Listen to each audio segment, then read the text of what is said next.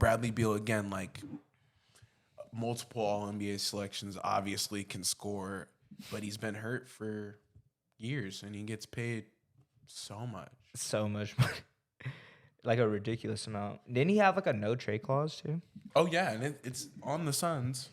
It doesn't waive, bro. It's a part of his contract. And I can't believe it. They have somebody just sitting on their bench, no trade clause, and that's $100 million. nuts. Yeah, he hasn't even played this season yet. Oh, dot. Yeah, we'll have to see because that was a dot. Like, remember this. This is for the clip, but your best ability is your availability for sure. Yeah, without a doubt. I think like that you have to play. Yeah. If you're not playing, yeah, because I mean yeah, I was about to say we talk about like we say that a lot with Zion. Yeah, he looks good. Yeah, he's looking good. But he again, who is Zion? He looks good.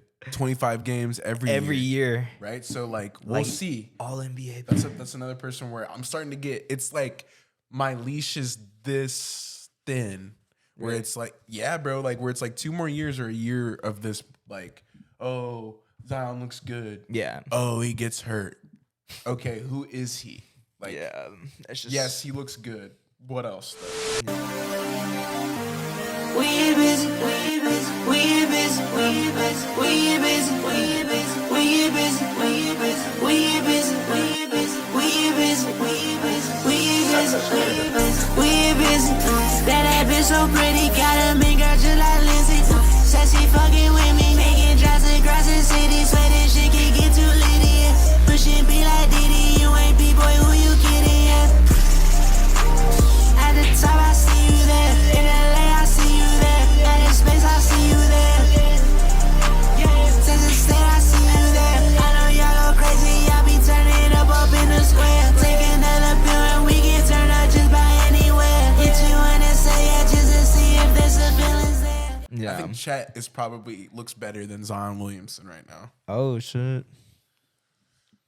That's my hot take, bro. Okay. I mean, I'm For not example, gonna. Yeah, I'm bro. not gonna disagree with that one. You already know that. 7 blocks, franchise record. Yep. I In his don't know, second man. game? Yeah, I was about to say, and he's available. It seems like, and like, yeah, he might have gotten hurt, but we talk. I don't know, bro. We'll talk about it because there's some people who are injury prone, but I think they look good. Like, I think they're like ready to come back and be better this year. So we'll see. Welcome back, ladies and gentlemen, to another episode 10, a 3-man weave. I am your co-host, CJ, here with the one and only ZD. Yep. And it is the best time of year. Oh man, if bro. we're being honest. NBA season just started. Might as well be Christmas morning. Oh, bro, that's what it felt like. I'm not gonna lie to you, bro. Especially when the Yeah. Thunder played for me. It might as well be. Yeah, but that first day, I was like, dude, the fucking NBA season's back. Yeah.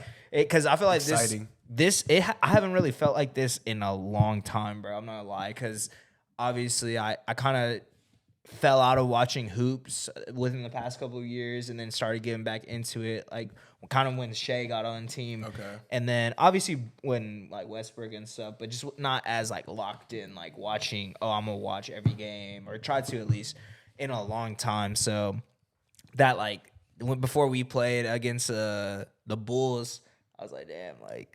Let's see what the fuck we got going on. I had year. like opening night. You did? So, like, How was that? It was cool. It was really special. I was about to say, like, it was like Ring Christmas ceremony. morning. Like, I couldn't really even sleep before, like, the night before. If you don't know, like, I'm a huge Lakers fan, so we were playing the Nuggets, and yeah, it was an interesting game. Yeah. We'll kind of get Yeah, into we'll it get later. into But it. yeah, it was still, I was really excited, man. It was crazy. So, But yeah, I'm so NBA season is officially back, and this is when we haven't been posting as much content, but we have episodes. They just kind of. It was preseason stuff, and obviously the season's going on now, so we want to be able to post these glad we should episodes. just get right back into it. Yeah, get bro. right back into it. I mean, if y'all want it, we can definitely post it. I mean, just kind of leave a comment, let us know. But so this is the first episode of season 2, I guess we could call it now. And For real. we just kind of wanted to chop it up about these opening night games and kind of give y'all review of what our teams are looking like as of late. And obviously it's the beginning of the season and we don't really have much to go off of. So these games are, they could potentially be overreactions, or we could just potentially be predicting what the future holds type We'll have shit. to see, because I mean, it's always nice like being an NBA fan getting to overreact and be like, oh, this team's gonna suck and this team's gonna be really good. It comes with being a fan. We were kind of chopping it up a little bit. Probably shared a lot of it, probably like an hour or two before we started recording, just chopping it up about what's been going on in our lives and stuff. But that's what we were talking about. Like, that's why we love talking about sports. We kind of get that like passionate fan that like hell yeah is just going off of what they see right then and there. Yeah, So the child in us is exactly. able to come out. So it's dope that we can actually do that. And I was texting you, bro. I was like, oh, I'm so excited to like chop it up, bro. Like I'm about to, because like same. Haven't really had anybody else that watches it as much as you at least, or like even me. It's like I don't really have a lot of people to chop it up about with, 100%. especially someone that like is locked in and 100. I already knew you were from this past season when we were talking about the playoffs. So it's like, hell yeah, let's get right into it. You know what I'm saying? But so I guess we could kind of just talk about. Do you want to talk about obviously your team played on opening night? I was about to say, I think we can do if you want to, we can kind of talk about our first couple games and then we can get into some other teams the second thing I said, talk about our teams. Yeah, for sure. So. Yeah. I'll get into it though. So we played the Nuggets. I mean, obviously it was cool. The way that the NBA kind of sets it up is they do like playoff matchups at the beginning of like opening night to like make it cool. So we played them last year in the Western Conference Finals, and we did a few pods while that was going on. But anyways, it was kind of a rematch of last year. I was under. I came into it really excited.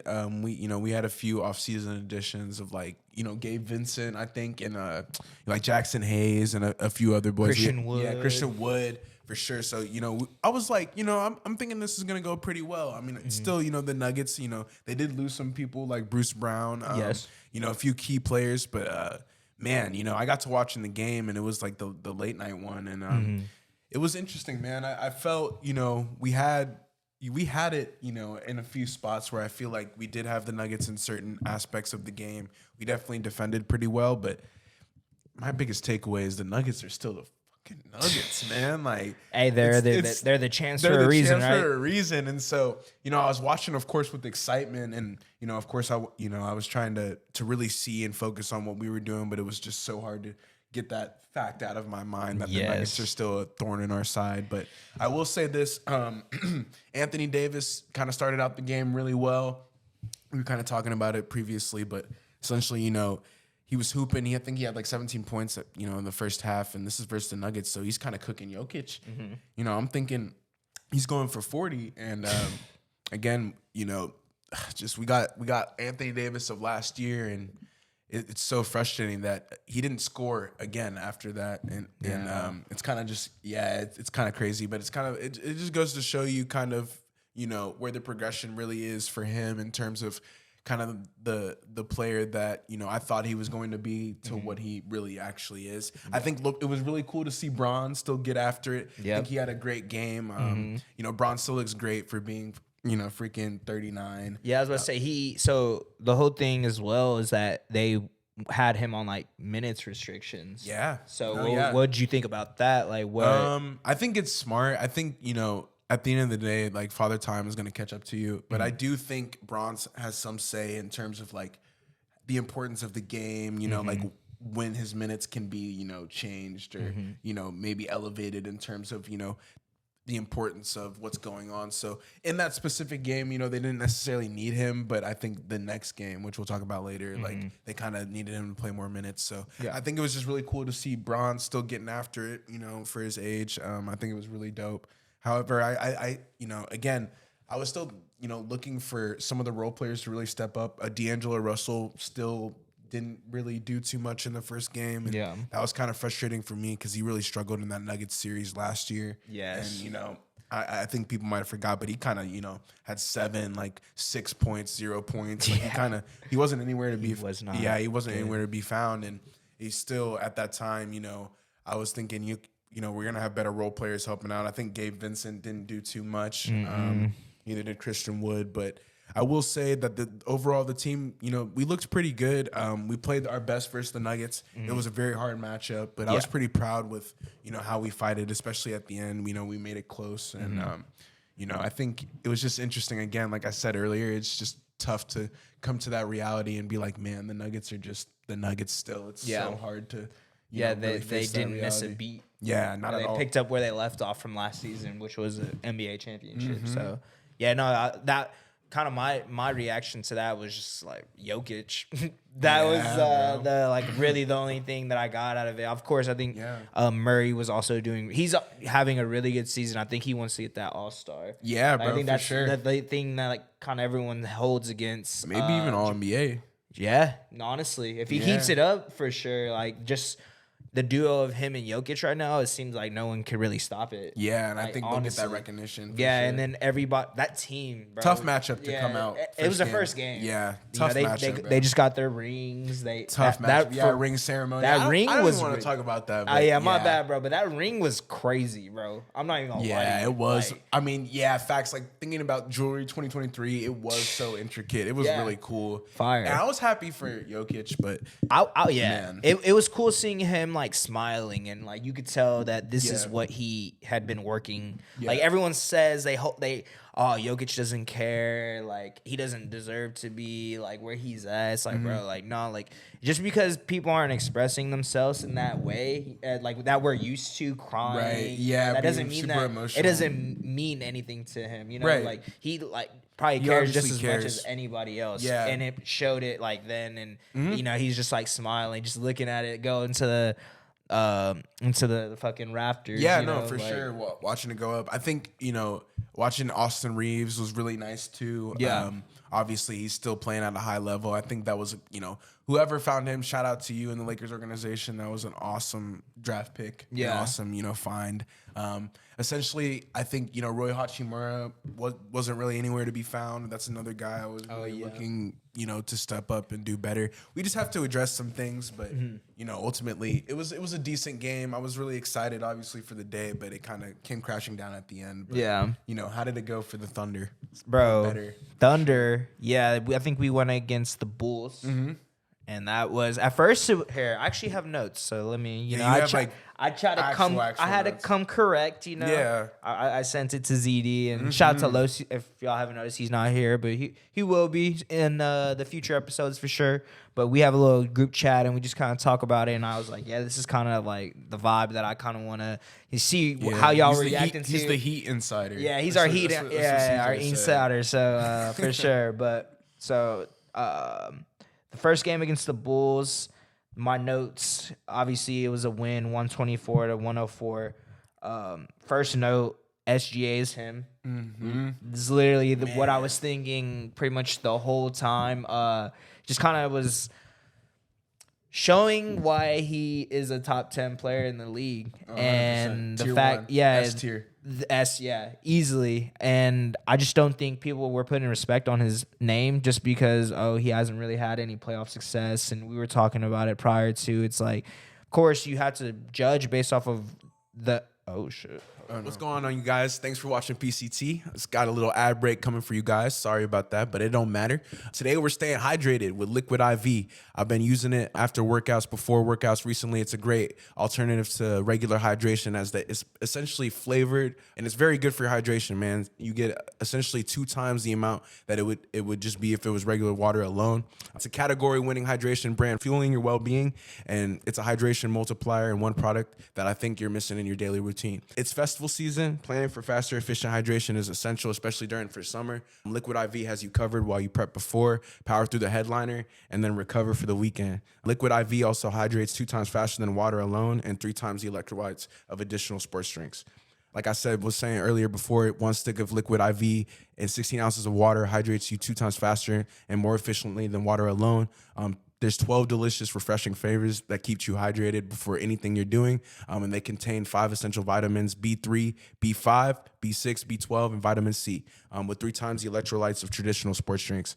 If you guys want to check out liquidiv.com and use our code PCD, definitely use that. I think you get 20% off the entire store. So definitely check that out. It's at liquidiv.com. We'll put it in the description, and then it's code PCT. That's 20% off anything you order. So definitely go check that out. Get better hydration, man. Of course, we all love water. Who doesn't love water? So if you're going to have water, why not make it flavored a little bit? Get 2 times the hydration for it in 16 ounces. So definitely go check Liquid IV out, man. 3-man. Like I was saying, SGA being a top was showing us why he is a top 10 player in this league, and that was my first note. Second note, J-Dub first quarter was very impressive. I don't really remember how much points he had, but I think he had our first 2 buckets. Like he had our first points of the year. It was like a it was like a pin down, and then he came to the top of the key and he hit it, and I was like, okay. Yeah, we might. You know what I mean? Like, yeah. I was like, okay, like, yeah. this is gonna be, you know what I'm saying, good start to the season, because I feel watched their game a little bit. Did you? For you, yeah. Yeah, I appreciate that. I've been watching the Lakers. Yeah, I try to cool. watch like the teams. Yeah, you know? the teams. I try haven't to even been watch watching the Heat because they were playing the same time yesterday. They played the as Sun. Celtics the other day. Yeah, I watched that. I was like, because I have like a little setup in my room where I'm like, okay, but like the national television games, I don't think I have it on my league pass. Yeah. So It's like separate. Yeah, it's so on I YouTube have it TV. on like the YouTube TV shit. Yeah, But I was like, that's how I was in my room locked in, but I'd come over every now and then to watch it type shit. But yeah, I don't remember J-Dub. I don't remember how many points exactly he had in the first quarter. I should have put it. I will in for the future. But it was very impressive. I think it might have been like 7 or 8 or something. We can stick it in. Yeah, which is very impressive for someone that's in their second season at the beginning of the year away as well. Yeah, it's not even home. So, and then my third point, Thunder small ball might kill us. I think it was when Chet came out, and I'm pretty sure it was like Isaiah Joe. Like that, it was like our bench. It was like all our bench players. No and we had no Shea. I think Case and Wallace might have been in. Isaiah Joe. That might have been like a coaching experiment. Yeah, it was. I think it was just more so like, what? I think Lou Dort was out there. That was the starter that was out there. Like Giddey wasn't even in. Usman Jang, Isaiah Joe, Case and Wallace. It was like that. Okay, that because Trey Mann didn't really play that much minutes. Like I don't think he will, to be honest. Yeah. There's a lot of guards. Man, he's good. That's the thing that sucks. They got him. Yeah. So, but yeah, they were playing small ball. I think it was just giving rest to Chet because realistically, he's our only center. Jalen Williams, the other Jalen Williams, the center is actually injured right now, and so is Kenrich Williams. Okay. So we have 2 of our like role players that are out. I think that's another reason why these next couple wins that we'll talk about have been very impressive. Chet played 25. Okay. So it was load heavy for like Shea, 36, Dort, 32. Makes sense, dude. J-Dub, 31, Giddey, 31. They can play 30. Yeah, they're going to play 30. That's a lot of they're points. Young, too. I think we're the 3rd youngest team right now. So we got to use that to our advantage and kind of just run with a squad, you know. And it's cool that they're kind of all... Like, they know that that's going to be their starting lineup pretty much every game. Damn near. Or at least, like, majority of the fans know. But, like, it's cool to see that. Like, these all... I think Dort's the oldest one. And he's, like, 26 Yeah, he's or not something. even that old. Here, let me check. I have this shit right here. His age. He is 24. Okay, yeah. Hold on. Shea might be the oldest then. I think he's, like, 25. You know what I'm saying? So, like, they're all, like, young as shit. Yeah, bro. Shay's 25. So, he's the oldest. That's crazy. But like they all are like cold, you know what I'm saying? Young, have like they got that swag. So it was dope getting that. So that's really cool. Going into my next point, sorry, I got sidetracked. Turnovers in the second quarter killed us. I put the stat for that. We had 6 in the second quarter. And that's a lot. Yeah, alone. I think we had for the game. That is a lot. That's a lot, bro. Especially for a quarter. Like, you know what I mean? Yeah. The Lakers had really bad turnover issues. Yeah, so here, let me go. Let me check. Again, poor shot selection, like just bad threes. Those are basically turnovers. Don't forget. Yeah, essentially. Your coach will tell you that if you're in a good basketball program, like if you take a bad shot, it's a turnover. It's a long rebound, outlet, layup, craziness. Hold on, I'm trying to. The Thunder look good. But Next Turnovers, point. yeah. I was trying to look up the turnovers, Total. but I don't. Yeah, where I go? This is my first time really using. Might be at the bottom. Like if you scroll all the way to the bottom, like see totals. Yeah, yeah. CTO, 15. 15. Okay. For the game, so that's shit. Almost Yeah. It's a little less than half of all of our turnovers. It's Turnovers like were in 4 one and quarter. and that was like I think that was when the game was pretty close. Cause let me see, they have the box scores and shit. Yeah. The Bulls were putting up kind of a fight. Yeah, it was. We had 61 and they had 55. So we were only Okay. beating them by 5 going in. So Or say 6. half, So- yeah. Yeah, my No, bad. yeah, for sure. But and then let me see What else? other notes. Very impressed with Cason Wallace. I was kind of like pretty high on Cason Wallace when we drafted him because kind of looked up like obviously I didn't know. I want to get better about that. I want to start watching college hoops so we know like I know at least I know like who's like Coming actually up. coming up like the next people that are gonna be like a star in the league type shit. But I looked up his highlights and that was exactly kind of what we were missing. Like another guard that could defend, but is also like able to score. So Makes sense. You know, especially coming off the bench Yeah. because that is what he's gonna be doing. I mean, Shea's obviously our number one, and that's what his position is. And I think he came off the bench and scored or hit 3 threes. He was 3 for 3. Okay. So okay. 100%. Yeah. He ended the game with 13 points, which I mean doesn't really seem like a lot, but for someone coming off the bench, that's pretty good. Limited And that's minutes. another point Right. that I had was just the bench play was phenomenal. We had Okay. Isaiah Joe hitting 3 for 6 for threes, and he ended up leaving the game with 14 points. So Okay. 27 points off of the bench and just like 2 people. You know, that's pretty good. So. Yeah, that's a hefty load. Of Yeah, scoring, bro. Especially for one, Cason Wallace is a rookie, and he went for 5 for 5 that game. So, you know, started off his He's career getting pretty buckets, well, bro. and he was defending really well, like also. So it's good to see that another good bench player. You know, I know that a lot of people probably don't pay attention to a lot of those type of players, but you know, we talked about it whenever in our finals video. Like your bench is gonna be what helps you win a championship. yeah, I was about to and say. it's dope seeing that. All right, Thunder just got another good young guard from Kentucky. Just like I think he said Shea was like a big like role model for him. So Nice. you know what I'm saying? He's playing with one of his. Yeah, that's perfect. Yeah, so it's a perfect timing. And I actually did a player of the game Okay. for this one was as SGA. Okay. 31 and obviously. 10 assists. Yeah. he was Open up going the season, crazy. let people know why he's a top 10 player. Yeah, he's special, man. What a- Cason Wallace and Isaiah Joe, 13 and 14 points off of bench. And then shot very well from 3-point, 19 for 39. man. 48.7% as a team. That's really good because OKC really wasn't like a 3-point shooting team last year. But 16 turnovers is the thing that I kind of had like, that is not good. So, Okay. and then a little note that I said, great first win of the season. Defense was a little suspect in the first half, but boys locked in and did pretty well in the second half.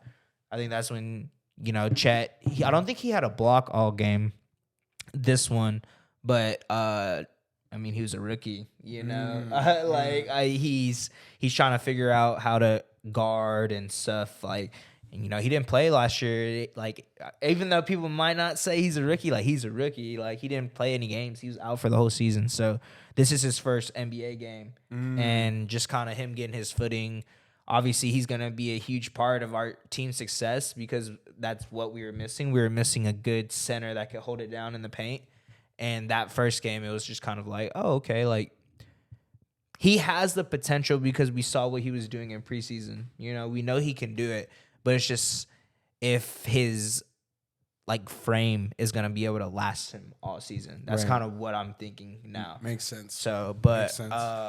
I guess going into y'all's second game. Yeah, for sure. I mean, I want to briefly talk about the Heat. The Heat Oh, played yeah, the talk Pistons. about the Heat. Yeah. For Los, the Yeah. Heat played the Pistons, but the thing about the Heat that I thought was interesting is I think they're kind of like a coasting regular season team, so you can expect them to kind of like take their foot off the gas. Yeah. I think like I initially when I was watching their game, I was like kind of under the assumption that, you know, like they're kind of just there to get to the playoffs. They barely beat the Pistons. I think the Pistons actually looked really good in that game, probably better than the Heat. They probably should have won actually. Yeah.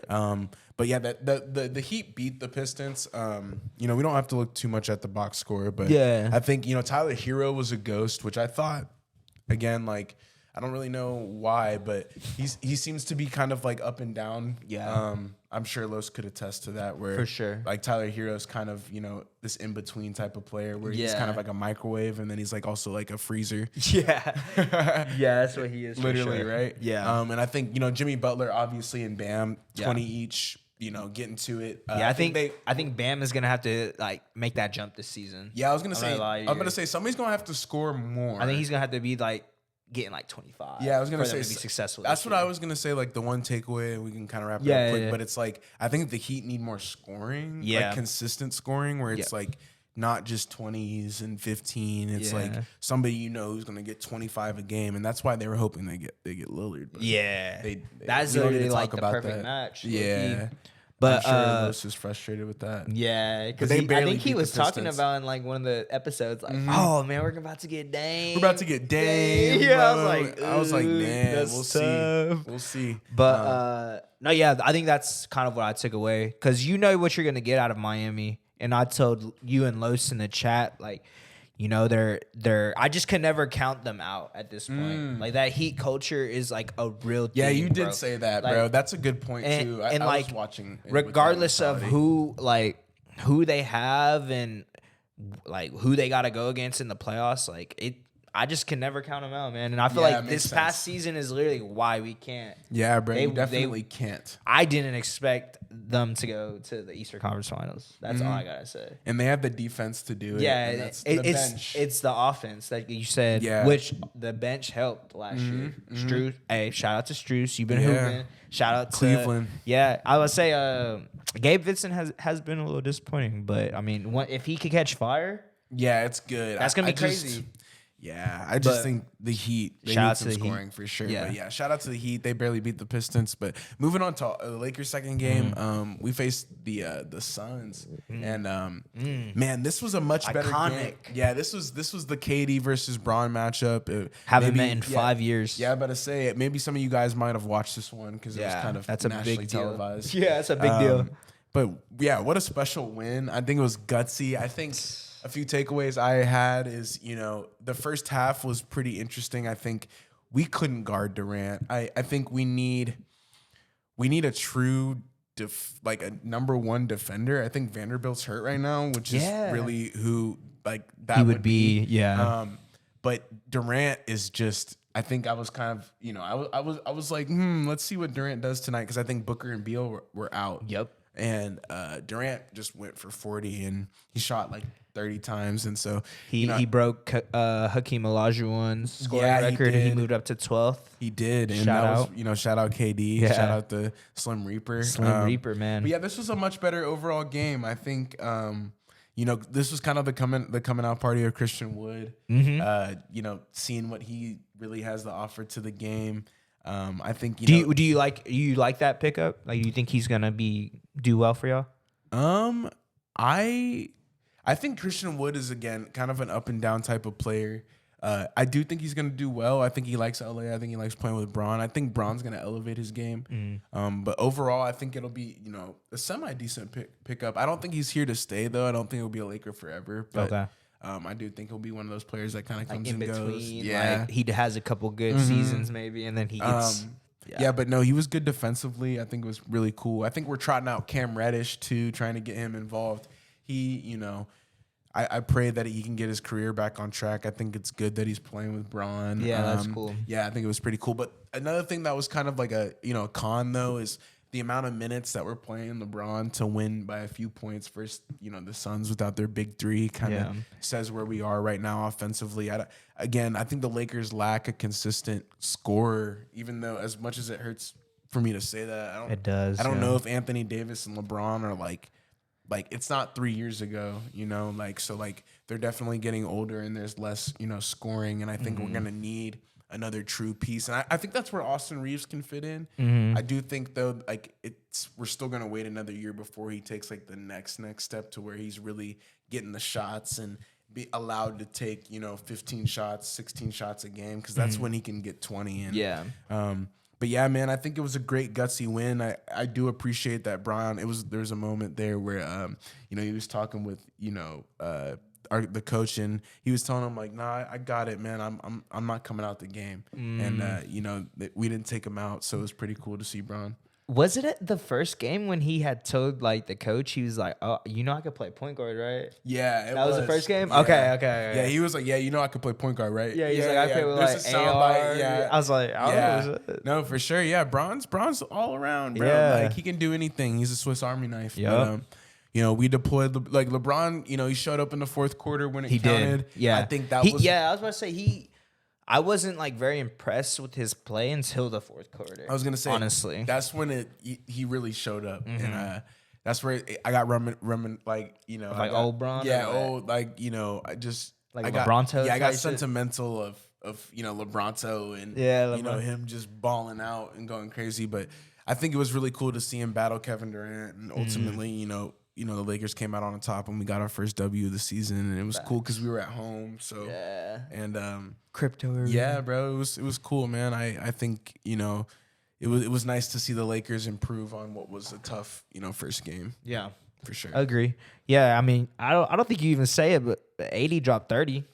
Yeah, I mean, we'll see, because I'm not gonna lie, man. I think the effort was there that night. I will say the Sun, he should drop 30 against the Suns, because the Suns don't have anybody that can guard him. Yeah, he should. I will say though, like, I don't think my worry for Anthony Davis, and this is everybody's worry, it seems like every year, is the consistency of that, right? Like, I think we're gonna get 30 out of AD, and then the next game we may not get much, and that's where my frustration comes in, because like if he can do this all the time, I don't see why he wouldn't do it all the time. And that's where it starts to. This is the AD effort. that like y'all need. Yeah, we need this AD, like, because like realistically, LeBron can't do what he had been doing. He can't get 30 anymore. Not like, every game. Even when he was doing that 2 years ago, like I think he was just doing that to get the points, the record. Yeah, makes sense. And like I think now that he's kind of got the record, he's chilling. I don't know if he's gonna be trying to score as much. So that pressure is getting put on AD, and it's interesting to see him navigate that. I just pray that he figures it out, bro, because I think obviously he can get 30. He's proven that. I think a lot of that was made at the line. Yeah. But 6 for 8. Yeah, he got some buckets. Yeah. But that AD is the man, bro, for sure. But I just think he's got some things to figure out. Hell yeah. So going into OKC's second game, we actually went against the Cavs. Back-to-back games away for your first 2 games is kind of nuts, but especially against the Cavs as well. Anyway, that's terrible scheduling. But this game, I was watching this game and I was like actually like a little nervous. I think I was telling you and like Los as the game was going on, I was like, bro, like this man Spida is ridiculous, man. Like he was killing a problem, and he got injured the next game, or he got injured whatever during or whatever, because he didn't play the next game, and I was just like, damn, that's kind of like upsetting, because Donovan Mitchell is like special. Yeah, he for sure. He like reminds He's that guy, man. He reminds me of like a young D Wade that could shoot. Yeah, bro, it's like, crazy. The way he's built, and like he could just he gets to a spot and no one's stopping him. So that being said, I was watching it and I was just like, man, anytime Shea did a really good job about guarding him, but anybody else guarding him was getting cooked. Oh, like, yeah. It was ridiculous. Oh, yeah. I mean, he had 43 that game, so to put in perspective. But I mean, that. Yeah. That's coming. I feel like that's in the game plan, but that's in the game plan. I was going to say, get Donovan Mitchell 30 shots. Yeah. OKC did a really good job about just answering back. I was going to say, and they this battled. was kind of like the coming out party for Chet. I have notes as well, so I'll say them one more time. They're not as in depth as the other ones, but kind of points. First point, Shea is still him. Yeah, I was gonna say. I think that's he still got. What was it? 30. I think it was 30. It was 28. 34. Okay, yeah, he was 34, 11 rebounds. hooping. Chet defensively is impressing me because I do these as the game, and I think this was probably like going into the second half. And I think He blocked had Mobley like four times. Yeah, he had like 3-4 blocks at that time. I think he did. And then turnovers in third quarter is terrible. I should have wrote it down. I don't remember how much, but the team's total turnovers again was 18. And that's for me. I just think for a young team, you can't do that. Like, man, you can't be giving. You can't the ball just away. especially as a young team. I feel like that's kind of like unmotivates you, you know, because you more than likely you're gonna give up another bucket. More than likely, it's unless like your defense is just like that, and like this game was like a gritty game, like kind of how it was for you and the Suns. Yeah, like it came down to the wire. Cavs, bro, I think they were the best defense last year. Yeah, they had and they have pretty much as the same team. Jared Allen was injured, Darius Garland was injured as well. So honestly, I think if they had them, we probably might have lost just because. Interesting. Do you think Donovan Mitchell would have went for 40 though? I don't think so. That's the thing. I don't think Donovan Mitchell would have went for 40, but like that team is good enough defensively. I don't think he would have to. Like it might have been a shootout. Like he might have like had to hit a 3-pointer to win the game, like he did in the first game. But it just having like two big bodies down there that are like gonna pretty much like lock up the paint. Yeah. And the OKC, I think we that's pretty much how our offense was working last year, was in the paint. So it's kind of like how we play and how Shea likes to play. He kind of just like give it to Shea, and they'll run some plays. But if like we actually absolutely need a bucket, he's gonna just go to work. Yeah. And it's hard to do that when like there's like fucking two trees and so clogging up clogged, the paint, you know. So I understand. But Cleveland was very impressive as well, like defensively. Like this game was ridiculous, bro. Going into my next point, they came back. Yeah, ended the game on a 15-3 run. Yep, that's huge. That's what changed it. The fourth quarter. Fourth quarter. Yeah, and I think we made when it counts. Four straight threes. Yeah, that's when it matters. I'm pretty sure Chet hit a big one.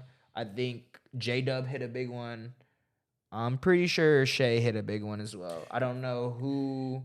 Maybe Lou Dort? It's interesting to look into the metrics of that because the Thunder last year were also one of the better fourth quarter. Like, that matters because if you're, like, down, let's say, like, I think they were down. I don't know if the box was. Yeah, they have the box score. I could check it. But they were down double digits during the fourth. Or during the third, maybe. Like, where did they get down? They outscored us in the third quarter when we had those turnovers. Oh, okay. So it was quick math real quick. They don't have it. 31. 79 to 75. Okay. So we were beating them by 4 going into fourth quarter. Then I think they went on. Yeah, they outscored us in the fourth quarter 30-29. Okay, so they went on a run. Yeah, they went on a run then. I was gonna say it was like during the fourth. Yeah, I think that's when Spider just started cooking our shit. Yeah, he's like. Yeah, like you said earlier, 5 minutes ago, he's different. But yeah, it was cool to see them fight back, and that stuff really matters. Like looking into the metrics of those things, especially with a team like teams. That was a 4th seed in the East last year. That's not not a slouch. Yeah, like.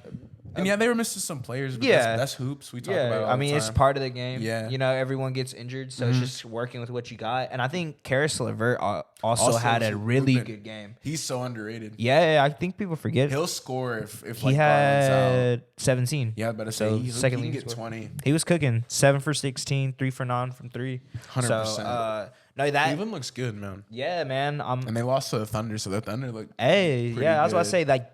Second game thoughts. I didn't have anything officially written down, but just very impressed with Chet. I think this kind of was his coming out party, like I said. Yeah. And it's one of those things where if we could get this type of player for the whole year, I think we won't officially be like, a solidified playoff. Like we will probably be playing. I think like like 8 solidified playing. Yeah, like like 7, for 8 sure. seed. Of If course, like not I playoffs. gotta be realistic. You know what I mean? Like we just lost today against the against the Nuggets. Like we'll get into that a little bit later, but just kind of seeing the potential that this group has, and I think a thing that I had wrote down because I watched the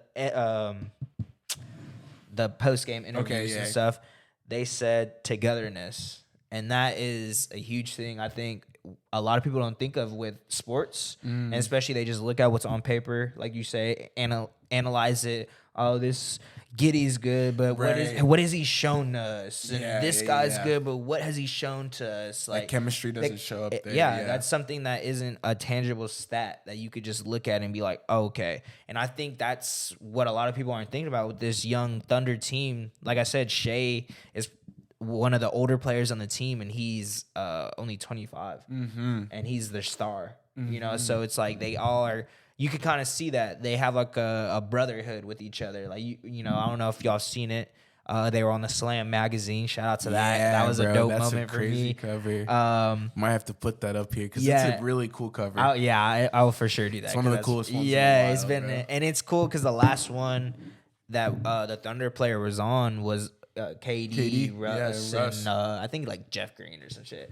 But like still, KD and Russ, like I was saying before, togetherness. I think that's gonna play into factor for this young team. They're just seeming like they're all gelling well with each other. You could tell that. All right, all of them know it's Shea's team. Like that's without a doubt. And I feel like that's especially with a team with young players. It's kind of hard to do. Like kind of what the Rockets are. They don't know who's that guy yet. Of course, they're trying to figure it out. I mean, I know who that guy is. Yeah, for sure. Me too. But I don't think they understand. Yeah, if you know, you know. If you're really watching it, but they know that Shea's that guy, baby, and they're fags. Yeah, you know, bro. That's what I'm saying.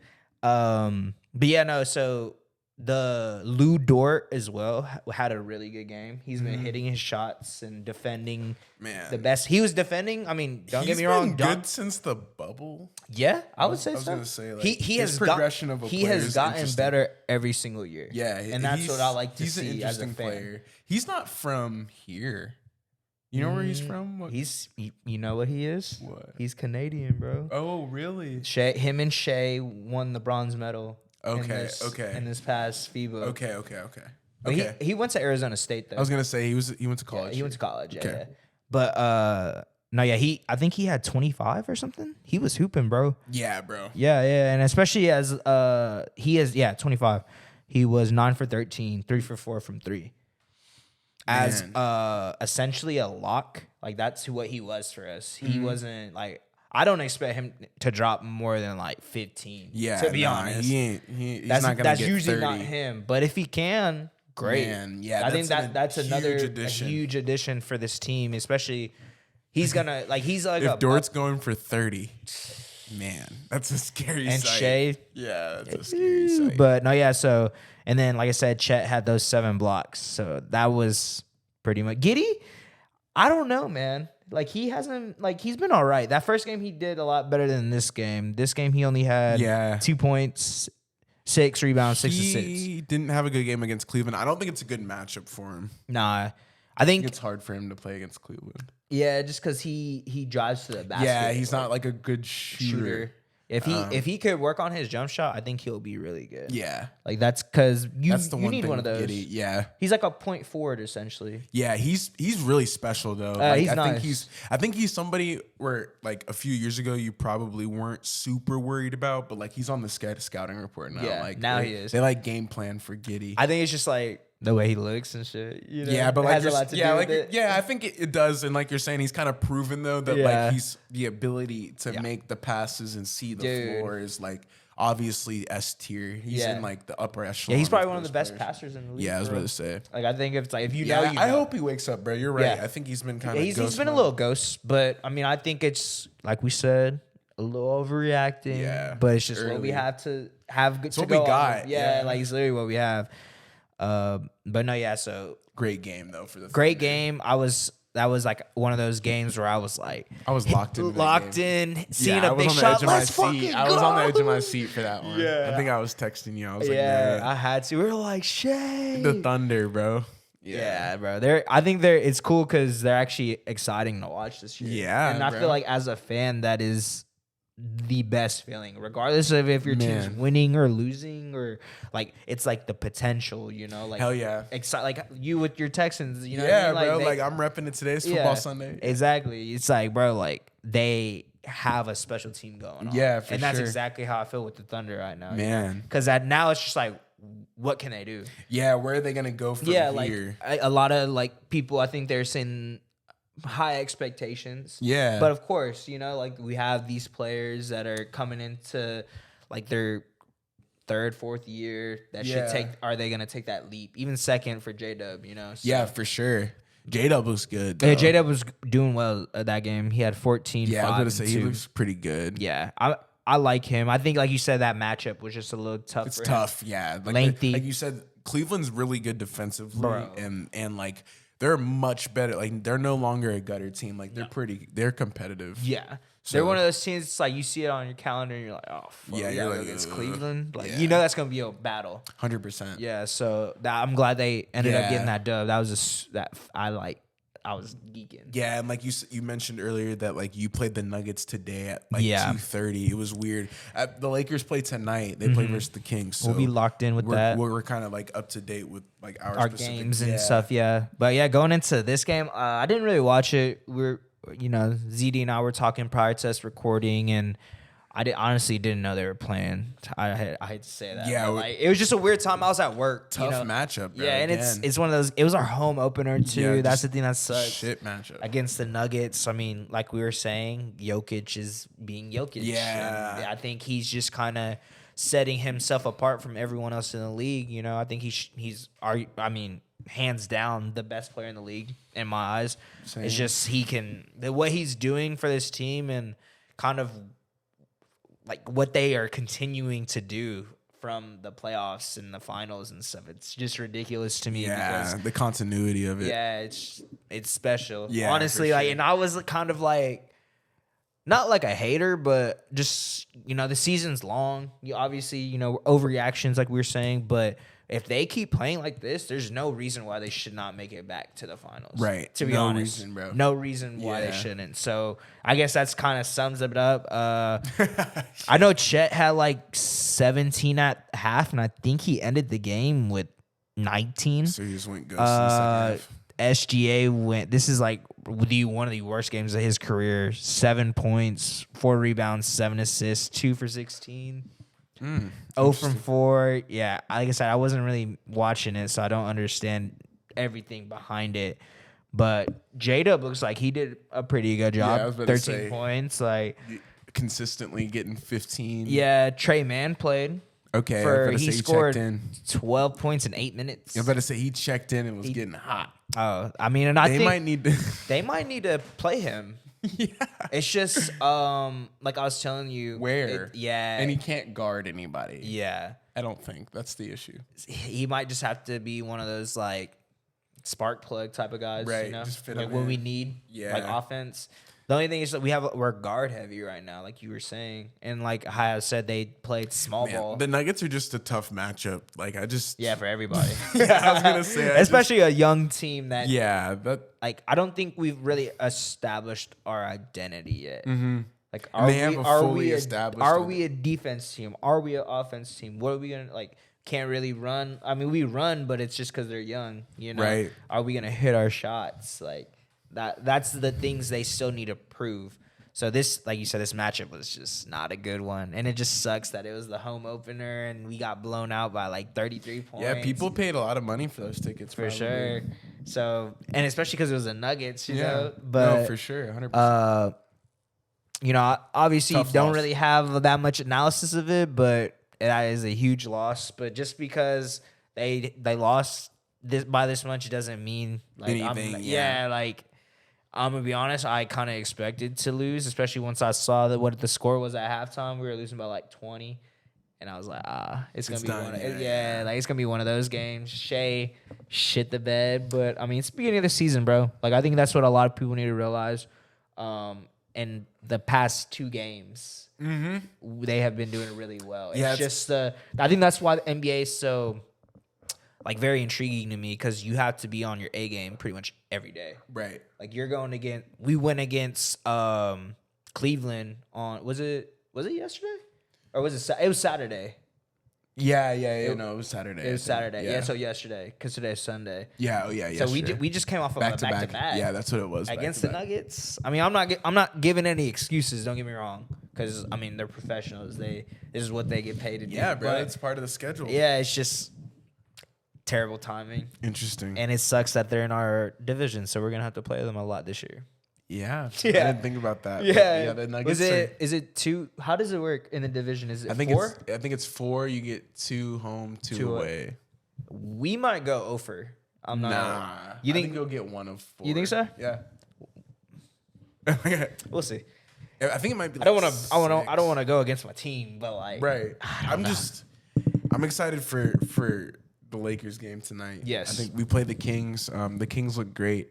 yeah, There's a lot of teams I think that are really exciting and young, and the Kings are one of them. I think it'll be a good test in terms of where we are defensely. The Kings run and gun. They have Malik Monk, who's an old Laker who is definitely looking to hoop. Definitely, you Spark can plug bet right his there. over. Take his over. Oh yeah, facts. Facts. But it's just interesting because I think the Lakers. I'm not sure. I don't think we're going to lose by 30. But, I think we're going to make it competitive. Y'all shouldn't. We shouldn't. We're going to see how AD plays tonight. I think Yeah. this is the. What are your thoughts? Do you think he's gonna have a good game, or do you think Sabonis is gonna be able to? I think Sabonis is going to battle. Like again, For sure. It's just how he is. Yeah, against people who show effort, AD struggles because that's where it's like Sabonis, a Jokic, like those are the types of people that bother AD for sure. If that makes sense, like. Yep. If he's playing against a Yusuf Nurkic, like he should be able to get 30, in my opinion. But True. like against these He's just better, physical. more of the competitive, like all-star power forwards. He doesn't struggle, but he definitely has to battle and he has to go through some trials and tribulations whenever he's on the court. So we'll have to see tonight what he has to offer. I think I'm excited to see Braun. What he's gonna do, and De'Aaron Fox, and I really like De'Aaron Fox. I think he's been kind of underappreciated, but I think we were talking about it off camera. The Kings are starting to kind of solidify themselves as like a real team, a competitive team in the West, and so it'll be interesting to see this matchup. But yeah, I don't have a ton on it just because like it hasn't happened, of course. I'm excited though to see Christian Wood too, see what he can do. We're gonna see if he can build upon that last game that he had. He had like 10 rebounds, right? Yeah, bro, and he had some blocks. Again, he's good defensively. I don't think the Lakers struggled like with our the defense. Like again, I think that's one of the things. Wasn't he averaging like 25 last year? Nah, it was like 15. Okay. Am I bugging? Yeah, you're bugging. Okay. Christian Wood, boy, that boy. He has though before, right? On the Rockets, he averaged like 20, Okay. and that was 2 years ago. All right, gotcha. But he was hooping on the Rockets. Like you can go look at his. 14.7. That's a high career average. That's pretty high for like a. Like 18, 21 a game for the Rockets. Oh shit. 21. Oh yeah. Damn. Yeah. 20. Yeah, like he was getting 17. to it. Okay. 17, 16. Like he's been getting to it. Yeah. And so like we're looking for scoring from Seawood, and right now, 7 points a game. Yeah. And it's the third game of the season, but I think we were kind of talking about it off camera again. We'll kind of get into it, but the sustainability and like kind of figuring out who these people are, the identity, I think you said is that word, and that's a good word to use, but trying to see, again, I think AD's really consistent one day and then he's just a ghost the other. So we'll kind of have to see over the course of the season and sustaining that and what people can do. Cause I think, 3 games in, it's kind of hard to make a good assessment of kind of what they've been doing. But ultimately, I'm excited to see where the Lakers are going. I think we'll beat the Kings tonight. Yeah. I think we'll be 2-1, kind of like where the Thunder are at. And Okay. It's still, You think is it gonna be a battle or is it gonna be blowout? What are you thinking? I think it's going to be a tough one, bro. Yeah. I think A lot of like runs and yeah, stuff. I think the Kings are pissed because they lost against the Warriors. Yeah. Like 2 nights ago. Yeah. So they're definitely frustrated. I think they're looking. Are they? Is it at the crypto arena? It's at Smoothie King. Ooh, like the beam.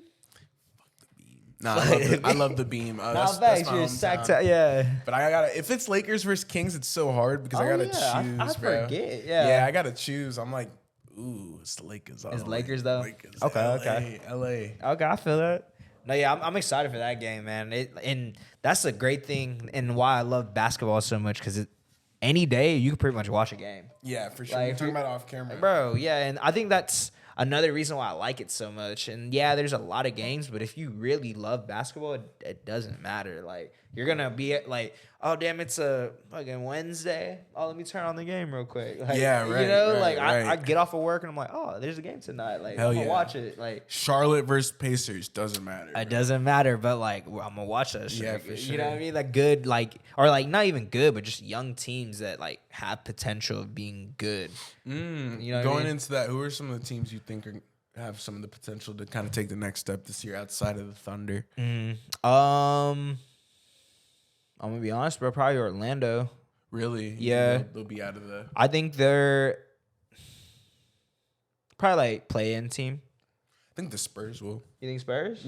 Really? Yeah. You think Vic? Not like just because of Vic. I just think Devin Vassell, Keldon Johnson, and the combination of Victor Wembanyama, like that's enough to be a play-in. Jeremy Sohan? Yeah. He's Spurs, pretty much a Magic are point pretty guard. good. Yeah, bro. Like he's kind of a weird player, but again, like you're saying, it's kind of exciting to see some of the younger players how they play it and like Yeah. the way that they're coming up. Who else am I thinking of? Who's a young team who's kind of on the come up? Because there's definitely some. I feel like there's a lot more in I like the East. Pistons. Yeah. Yeah, I like the Pistons a lot. Yeah. Is it like the Pistons or the Pistons? Like a piston. Like a piston. What is a piston? Is it a horse? Oh, sure. That's a great question. I would assume so, but Because I always say like the Detroit Pistons. I don't know what that is. and their like logo has nothing to do. Who knows? I'm gonna be honest, Interesting, I'm not too sure. Interesting. Pistons. Yeah, the Pistons.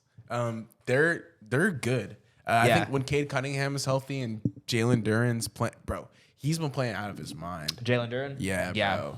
I think I saw a tweet. I think it was like, oh, yeah, he solidified himself as their franchise center. Sometimes like, I mean, I don't know about that, but like, he's like 20. yeah, he's so young. Where did he go to college? Memphis. But Jalen Duren is really good, and I think Cade, when he's healthy, is an all-star caliber type of point guard. Like I think he's 20 and 10. Yeah. and that's Yeah, I think That's opening rare. game he had what 31. yeah, bro. or Like something? Cade is looking to get 30, and Yeah. the look in his eye is kind of scary. I think a healthy Cade Cunningham is not good for the NBA, and Yeah. I think Detroit has waited a long time to like Detroit basketball. I think they've waited a long time just to see the light at the end of Exciting. the tunnel. I think I think that's the I think, like you're saying, excited, like to be excited about where Yeah. they can turn on the TV and be like, I'm excited to watch the Pistons play. Like, Yeah, it's been they a have long young- time since yeah, it's been like that. They have a Thompson twin. I Yeah. know they even have Alec Burks who's giving Oh, Alec Burks has been 18 or something. I'm like, okay, bro. Yeah. Like, okay, the Pistons could be decent. Decent, They're yeah. competing. I think, you know, What do you think their like ceiling is? ceiling is, for I this think, year? playing. Playing? Yeah, I think like again 9-10. 9-10, okay.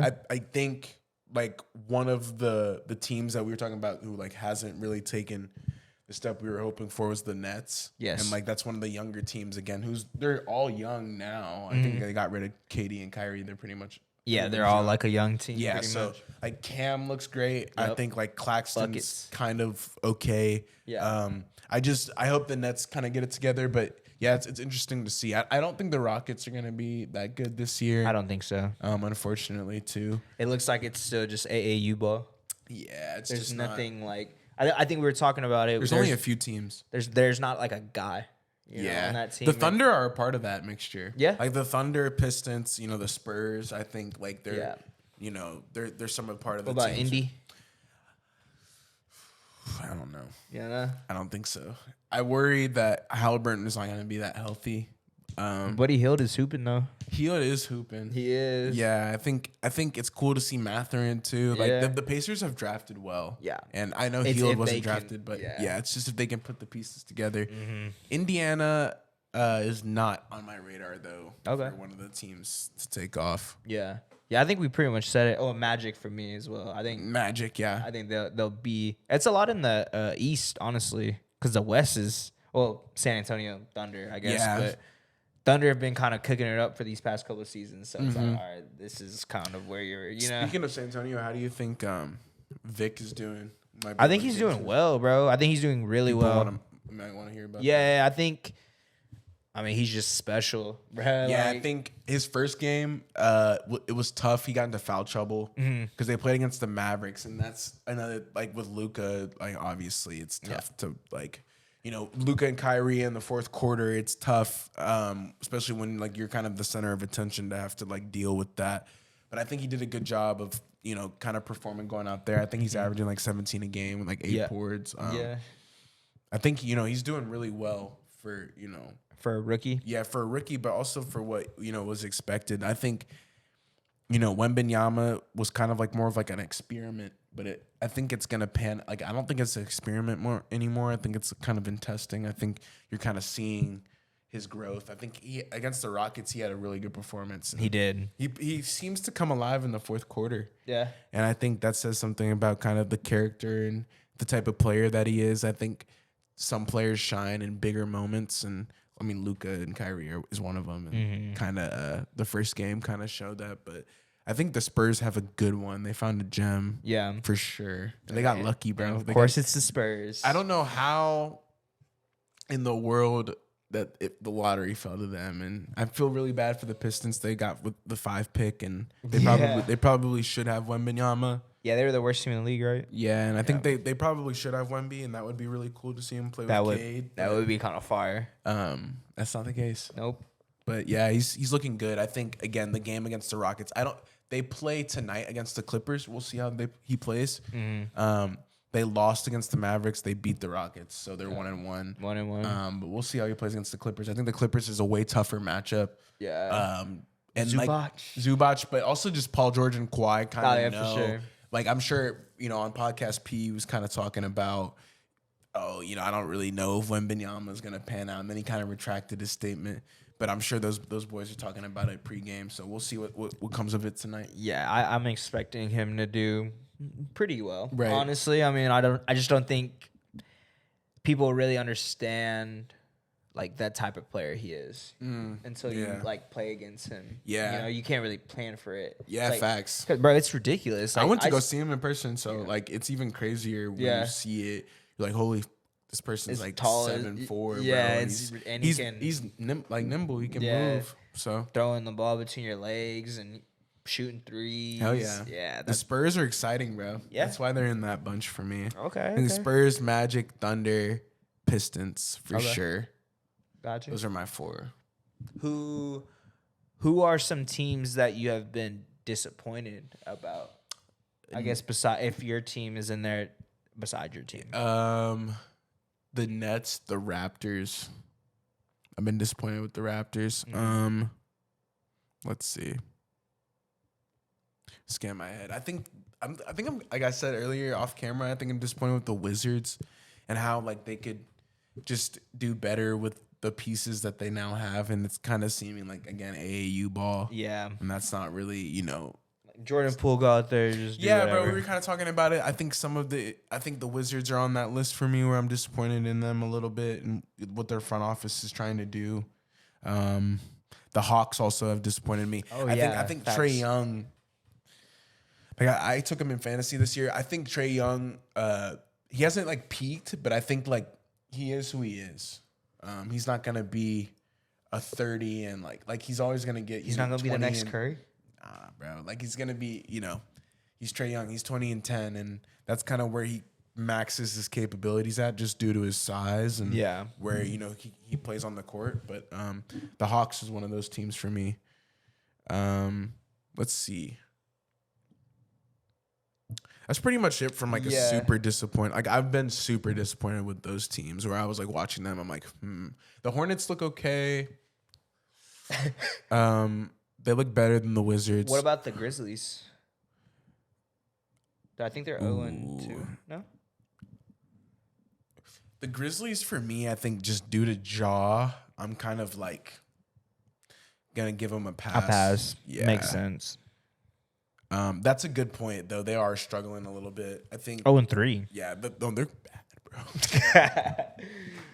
bro. Jaw's important. Yeah, I think, Jaw is the difference. And I maker, think the obviously. reason why they were doing so that's a good one that you want to bring up. I think the Grizzlies are doing poorly, but I think the reason, like the continuity again, we were talking about it earlier, where the reason they were doing so well without Jaw like a few seasons ago or whenever is because like they had him in the lineup, so they knew how to play. Like if he even without without him because he would go to the bench and but when he's just not there, I think it kind of changes things. Yeah. But yeah, the Grizzlies, I guess, super disappointing for sure. What about Portland? Expected. Yeah. Expected. Like I'm Thoughts not on Scoot so far? Shit, bro. Not good. To be honest, like nothing special. And that's like worrisome a little bit. Like I don't see any type of it factor that would warrant, being on an all rookie team or being in that conversation. Yeah. I agree. And it's unfortunate. I think Shaden Sharp looks great. Yeah. I just don't think Scoot is going to take. I just don't like the development. The Blazers have always had really good guards, but it seems like again the McCollums, the Dame Lillard, like not a ton of winning culture. So yeah, I guess the Blazers have disappointed me from like a front office standpoint, but not from like a playing standpoint. I think like they do what they do. They trot out DeAndre Ayton and all these guys who are pissed off of Brogdon. They try to make sense of it. So I don't know. What about you? I mean, yeah, I'm in the same boat as you. Okay. Honestly, like you kind of said, the teams, specifically the Nets. Really, I think more so Mikal Bridges, but them as a team, I just don't. Going into the offseason last year, I think we thought Mikal Bridges was going to be like that guy for the team, and I just don't think we've really seen it. Yeah, makes sense. A little disappointing in that. But, I mean, it's a long season. Yeah, so I think Cam Thomas looks good. Yeah, Cam Thomas is... I think Cam Johnson's been disappointing, too. Yeah, it's like more so the Dinwiddie looks good. There, yeah, it's like... Dinwiddie looks good. It's like they're like bench players that like weren't really expected to do that well. That is looking good, which is not a bad thing, but like it kind of... Yeah, where's McCall Bridges 25 a game at? Yeah, that's what we were expecting. Him locking up defender or offensive players. It's I don't know, but the Nets are probably the most. Yeah, I would say probably Nets. Just because I think we had high hopes. Like we said, Ben Simmons is doing well. But Ben Simmons is doing well. Expectations weren't set high for those type of players, so it's not that hard for you to impress, I guess. Yeah, like they're the bar was set. It wasn't set that high for them, so it's like they're kind of just exceeding where that was, which, like I said, isn't a bad thing. But your players that we thought were gonna do well aren't doing well. Yeah. What about? I wouldn't say disappointed in the Knicks. I just think they're in a weird spot. Yeah, I don't know where the Knicks can go in terms of like what they're going to be offering in playoff contention. I think Julius Randle again has maximized his capability. Nothing wrong with that, but when that's the case, you have to find other people. And again, Jalen Brunson, I think he's still improving, but I don't know if like that tandem is enough to move the needle. Yeah, RJ Barrett's doing all right this year as well. Like he's doing what I expected from RJ Barrett. Scoring a little bit. Kind of getting some rebounds, maybe an assist or two a game, but it's kind of what he is. Yeah, I don't know. bro. Just the Knicks are I don't know. They're not in a bad situation because I feel like they're one of those teams that are just a little gritty and they like will get to like a win. Yeah, but quickly. besides that, I don't know. It's just kind of hard. They don't have that much firepower. Yeah, I think Brunson's really good. I think he's really also a really good playoff performer. They're nowhere near as disappointing as the Hawks, though. The Hawks are disappointing, bro. Buns, Yeah, I think, like we said earlier, just Trae Young maximizing his capability, and some of those. I think when you say a weird spot, I think some of those players are in that spot where it's kind of like they're not really gonna improve much. Like they've had better seasons in the past, than what's like currently going on, and so we'll kind of have to see how that plays out. Hell yeah. Who are some of your players that you're looking at right now who've been going off or doing well besides Shea, obviously? Like a Luka. Yeah. A Dame. Like who's been interesting to you from that point of view? Yeah. MVP. Oh, MVP? Shit, yeah. Jokic again. Yeah, I'm gonna be honest. I wouldn't be surprised if Jokic wins MVP. This year. Like, that's what I'm kind of seeing. But besides like those type of answers, honestly, Dame, like that would be a cool man, bro. I don't think we talked about the Bucks at all, but they were looking real. Oh, speaking of Atlanta, is beating the Hawks or the Bucks by 21.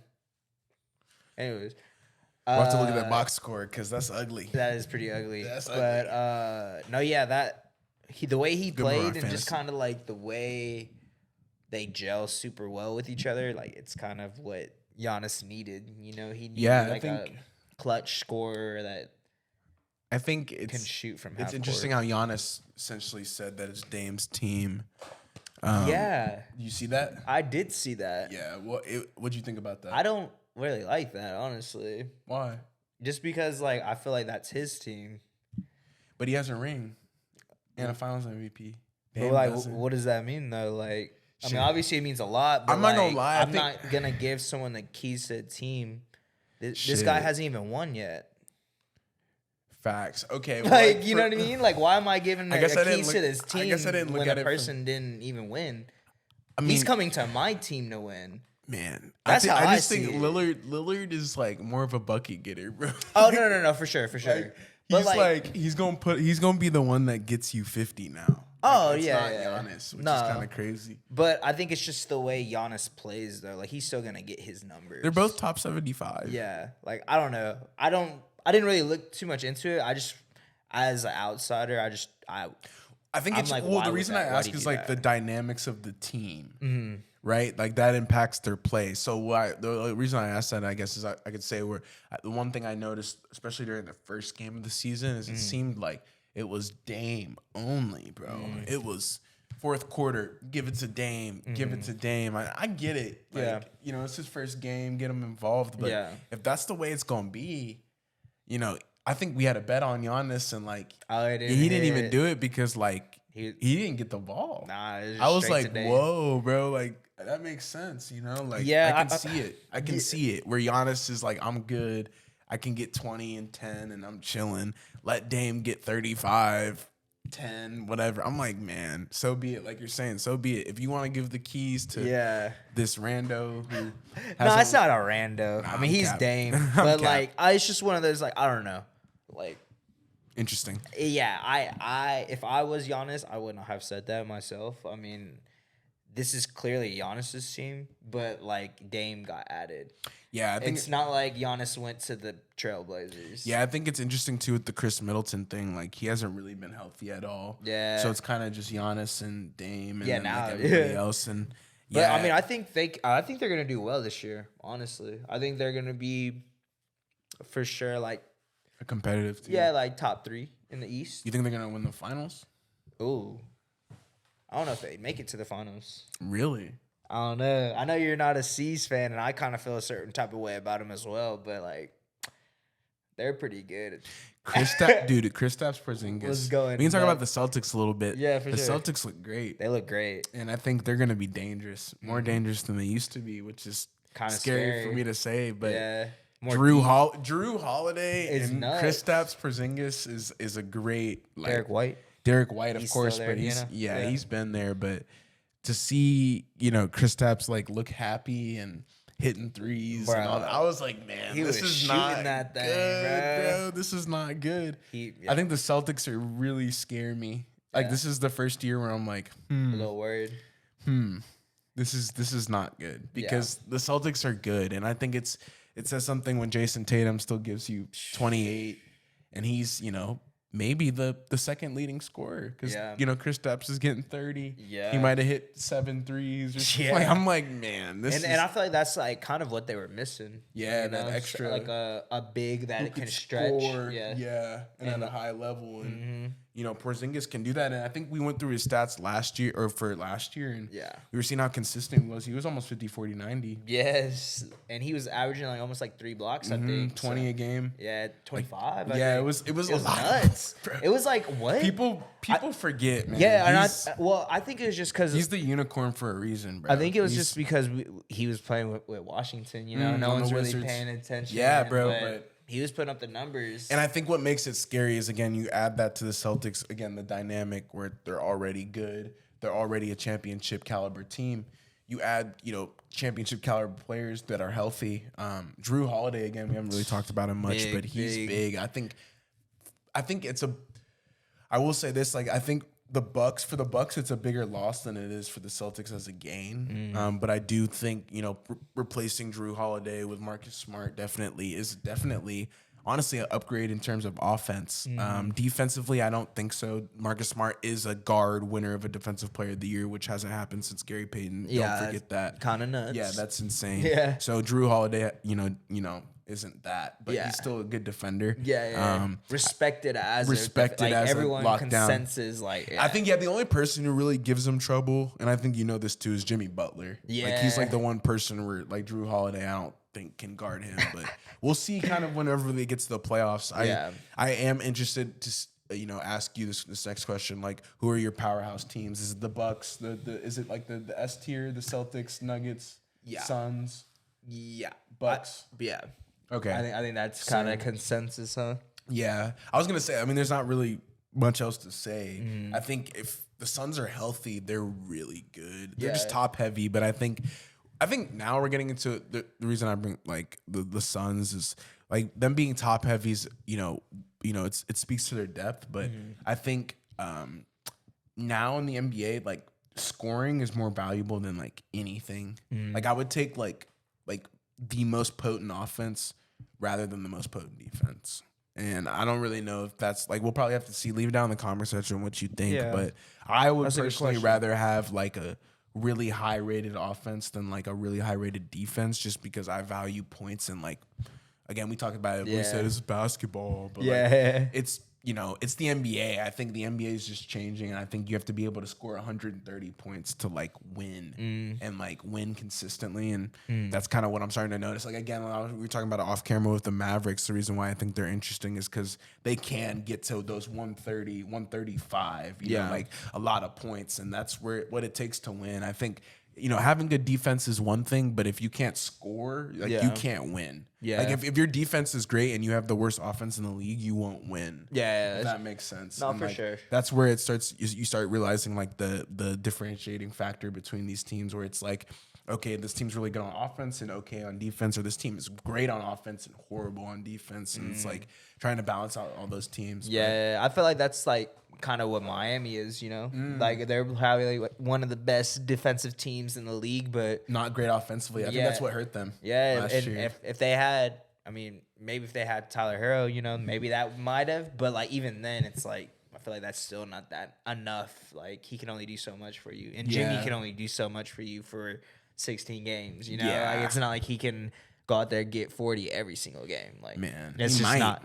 Yeah, he could. He has potential to, but is it really gonna happen? It's kind of. I'm not gonna bet on it, honestly. Yeah, for sure. But I kind of agree with you. The only thing with, I feel like you have to be somewhat competent defensively to win, though. Like, an NBA championship for sure. You cannot be last defensively and win. You're gonna have to at least be like top half. Yeah, and I will say defense can take you to the finals. I was about to say, I think it can take you to the finals. I think offense wins finals. Like I think when we look at like especially in recent years where it's like the more again like shot clock era and all this stuff. Like this stuff where more recently you can kind of tell the scoring emphasis on it is really important. I will say there's some teams that are interesting, like in the mix of making a playoff run, that I could see The Thunder is one of them, and I think the Heat are also one of them. Again, obviously, you know about that kind of their track record and what they can do. I will say, I think it'll be interesting to see how the Sixers also pan out if they do still retain Harden. Yeah, That's kind of what we haven't talked about. But what do you some of think the about that? missed players, I think it's interesting, bro. I think it gives chance. Really, the biggest thing with Harden is I'm kind of off of talking about him personally. I think what it does is it gives players like Tyrese Maxey and other players like D'Anthony Melton just a chance to get 30s and 20, like show what they can do. Kelly Oubre, right? I think it'll be interesting if James Harden does get added to the Sixers. I think the Sixers immediately become like a contender. Yeah. There's not really much for me to say. I think people forgot that like James Harden last year is really cool. I think I was here for the day, or like I think I came over that day, but James Harden had like a 40 piece in the playoffs. Yeah. And He I hadn't think done that people- in like 8 years. yeah, but like people just forget that he can go out and get you 50 if he's like cooking still. Like he can get you 50, bro. Yeah. So I think people might forget about that, but he's still, you know, obviously he has some off court issues, but if he's on the court, and again, if he's playing with Embiid, I think he set the franchise record for like the most assists last year too. Like when he's playing with Embiid and Maxey's involved, I think the Sixers are scary. So we also have to, you know, put them in consideration. Yeah. I think the only thing I'm getting to the point with Harden is he can't do anything in the playoffs. I think that's what it's really hurting for me. Even I'm like a Harden fan. I'm a Thunder boy, you know. So like he came from the Thunder, and I've seen what he's been doing, and I don't forget. Don't get me wrong, but it's just getting to the point where I'm like, man, you do that, and then you have like the a game where consistency. where you score like less than 10 Same with points. Anthony Davis. man. Yeah, it's like that same type of thing. You know, they're great players, and you know whatever they're certain players one day, and then the next day they just go ghost, or you know they do it Right. for a couple games, and then they just like in come playoff time at least it just goes away. Right. And it's like I feel like that's the same thing with Embiid. That I guess I wouldn't say I'm not scared of the Sixers. Like I definitely think they're gonna be a great regular season team, and then potentially make the Eastern Conference Finals. But it's just once they get there, it's Yeah. who are they gonna be able to go against the Bucks or the Celtics? It's a high championship caliber team. Exactly. Yeah. So they haven't been able to do it yet. I think, you know, they got rid of Doc Rivers. They thought he was the problem. I don't know if he is. yeah. I doubt it. I think Daryl Morey might be the problem. I think some of their stuff is internal. It's not really like external coaching stuff. We'll just have to see how the Sixers season pans out. I think it's interesting for us to talk about at the beginning of the year, though. Kind of like to see how all these teams are doing so far. Because, Yeah. like, again, I think the Pacers are first in the East. Yeah, And they it's are like, right now, you know, yeah. I think we just had it pulled up, Yeah, and it's I like, pulled up. that's what, you know, but like, Yeah. it's cool to see at least it's, you know, shout out Indiana. Yeah.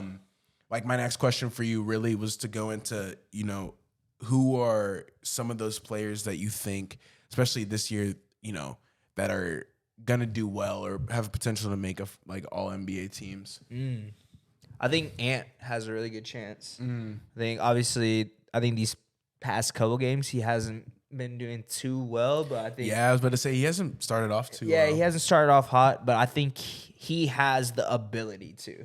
I think once he gets his footing Like a and Jamal Murray. Yeah, yes, exactly. The ability. yes. Like if he plays the full amount of games. and he like what he can do and like consistently do it. I think he has just the potential to, but I don't know. Timberwolves have been kind of shit this year. Yeah, they haven't been that but good. I think it's just they need to get rid of someone. They didn't get rid of Cat. Yeah, that's what I was That's who thinking it is. too. Yeah. I think It's okay. It's tough. but Yeah, it's tough to say because like he was that guy. Yeah, and he's still a great player. He's still really good. but it's just for They didn't him. get rid of Cat. Yeah, best ability is It's available. not Gobert. Yeah, it's Yeah. not Gobert, bro. It's Cat. I think on top of that, for me, like it's Ant. I think Jamal Murray's one of them. I do think who else is in the mix for that? Like being an All NBA. I think for me it was Lauri Markkanen. I had a list. Oh, hell Devin yeah. Booker too. Yep. I think if Devin Booker plays the right amount of games, like he's gonna make it for sure. I think we were talking about Larry off camera a little bit were. before. but he's somebody who's like solidified himself as like you're gonna game plan for him now. Like there's not really he's gonna get 25. Yeah, you he's know? been hooping, man. Yeah, he's been hooping. They've been doing well. And he's been doing this for a year. Yeah, so, yeah. It's like we know what he can do, and I think if he plays the right amount of games, he'll get that opportunity. Who else is really doing well? I think it was interesting. Let's see. Let's scan through my De'Aaron? brain. De'Aaron was doing well.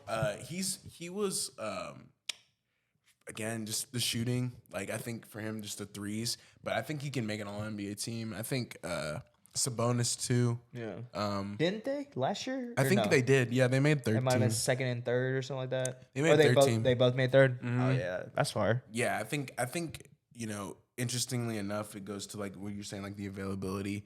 Like some of these players, like a James Harden or Bradley Beal, or some of these players that are All-Star caliber just haven't been available. That's kind of like seems like it's gonna be the looming question of this season of like who can play. Who's gonna play? Right. And it's crazy because like the NBA made that rule of like Yeah. you have to play a certain amount of games so you could qualify to even be an All NBA player or get these awards and stuff. So it's like, Yeah, it's just interesting to see kind of how they're formatting it nowadays, where they're kind of requiring the players to make the next step. I also think who else was I thinking I could really do it? I really that's what I was gonna say. McCall Bridges, I thought was gonna be. I was talking about earlier when we were talking about like how I think we shot a pod and he was kind of like on the most improved list and. For me, it's kind of interesting to see, kind of like we said earlier, for the Nets, it's like he hasn't really been producing, and it's like, I kind of like, I want to see players be able to take that next step, but also like when the opportunity is there and you're not really doing much with it, it's hard to see. But really, just like there's only a few players. I think outside of the classic ones right now, like it's kind of still up in the air. But we'll kind of have to see as the season unfolds. What about you think Brunson? I think Brunson could. I think for me with the Knicks, it'll be about their record and how many games they win. Yeah. I think that also ultimately comes down to a lot of the awards too. Is like how good your team is. Yep. And that's like a whole another conversation for another day. But Facts. hopefully, there's certain teams that deserve recognition. I will say I was hoping that Anthony Davis would be one of those players too. That's on an All-NBA team this year. I think he said he was shooting to play all 82 games, which is great. I'm just hoping for that consistency from him, bro. Like, what do you think, bro? You think AD could make an All-NBA team?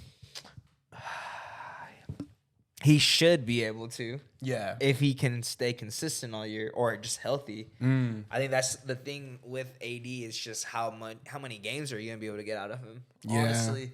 And like you said, the consistency, but more so just health. I think that kind of plays into a factor of how consistent you are at the same time. So, I think he has the ability to. Yeah. Will he? I mean, that's a whole other conversation. Yeah, It's just I don't know. Like I was gonna do a little interesting thing with you on this next segment, but I was gonna see if we can pull up the win totals from this year, see what they're projected, and see if they're gonna go over or under. Okay. And we can go through each team because I would like to see if you think like these teams are gonna win the amount of games that like Vegas thinks They're projected to. Yeah. Okay. Because like I'm wondering kind of how the Lakers are gonna end up doing this regular season, and obviously with the tournament kind of factoring that's that coming in. up. Yeah, bro. That's like this upcoming weekend, right? Yeah, we're like Or next week. Yeah, it's we can pull it up. Honestly, I'm not exactly sure when the exact date is.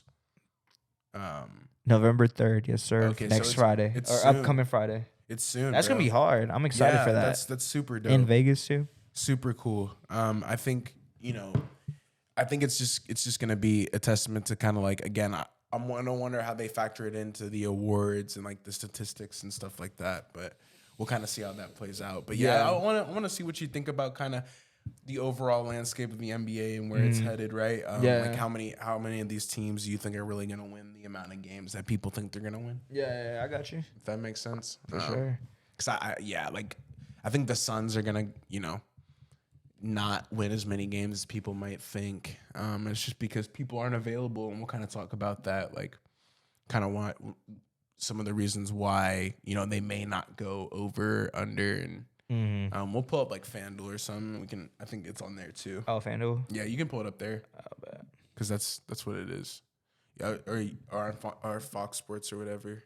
But One of the teams that I think is going to do really well is like the Warriors. Yeah. Like, I think I said that off camera again. Yeah. Where it's like, I feel like they're again like I'm talking to y'all, but y'all know this. If you're a hooper, like the championship pedigree really matters in the NBA. I think like I'm speaking to like the core fans where it's like we all know as Dubs, watchers, right, and observers that clearly they have something brewing there, and they have for like a decade now. Yeah. So it's like we're not gonna really count them out at this point, and obviously they were one of the worst road teams last year. Yeah. I think one of the interesting things coming into this year is like seeing how they're gonna be able to play without Jordan Poole. Yeah. And like they're gonna be fine. I think Wiggins, Curry. I think you said it like Curry's still like him. Yeah. And so like he's so good, man. Yeah. Still 30 piece. Yeah, can never count him out. Klay either. Thompson's starting to get healthier. I think Draymond Green hasn't been in yet. He hasn't played a game, which is interesting. But I think they're gonna get it figured out. Yeah. I think like the Warriors is definitely one of those teams that was probably go over their win total, but we'll see. Sure, you can start going through it. Yeah, so we have the win totals for the 23-24 NBA season over under. Starting off Atlanta. You got to go from A to what is it? W, I guess. Yeah. Wizards. Yep. Atlanta Hawks 42.5 wins. Over under. For me, I think they're gonna go under, and I'll explain why. I just don't think the Hawks have the cohesive on the court play yet. I don't think some of their pieces have been together long enough to have that continuity that we've been talking about this entire episode. Where like on a game-to-game basis, I think the Hawks are gonna kind of struggle to win games. Like right now, I think they're beating the Bucks by like 20, and then they'll go and lose to the Pistons or something. Yeah. And They'll that's kinda play, like, what I'm up talking to their about. Yeah, like the competition type shit. consistency of it. Yeah. For me, like 40 wins is a lot. Yeah. I think 38 wins, 39 wins is more. I would where say would that's a 40 playoff wins. team, right? Yeah, like 40 wins. It's still 3 wins under their total, but I kind of think that's wise. They haven't played long enough together really to build that continuity, and then on top of that, they also have 2 like top heavy guards that do the same thing. True. In terms of like DeJounte and Trey. facilitating and like scoring, like there's not a ton of like differences. So yeah, I don't know if the Hawks are gonna go over that total. Yeah, same, honestly. Especially the way they're starting as well. It just doesn't. I mean, Trey is a great player, but it's just I don't think he can. That's a lot of games, honestly. Yeah, I was gonna say that's still a ton of Well, games. how many games did they win last year? Do you know off the top?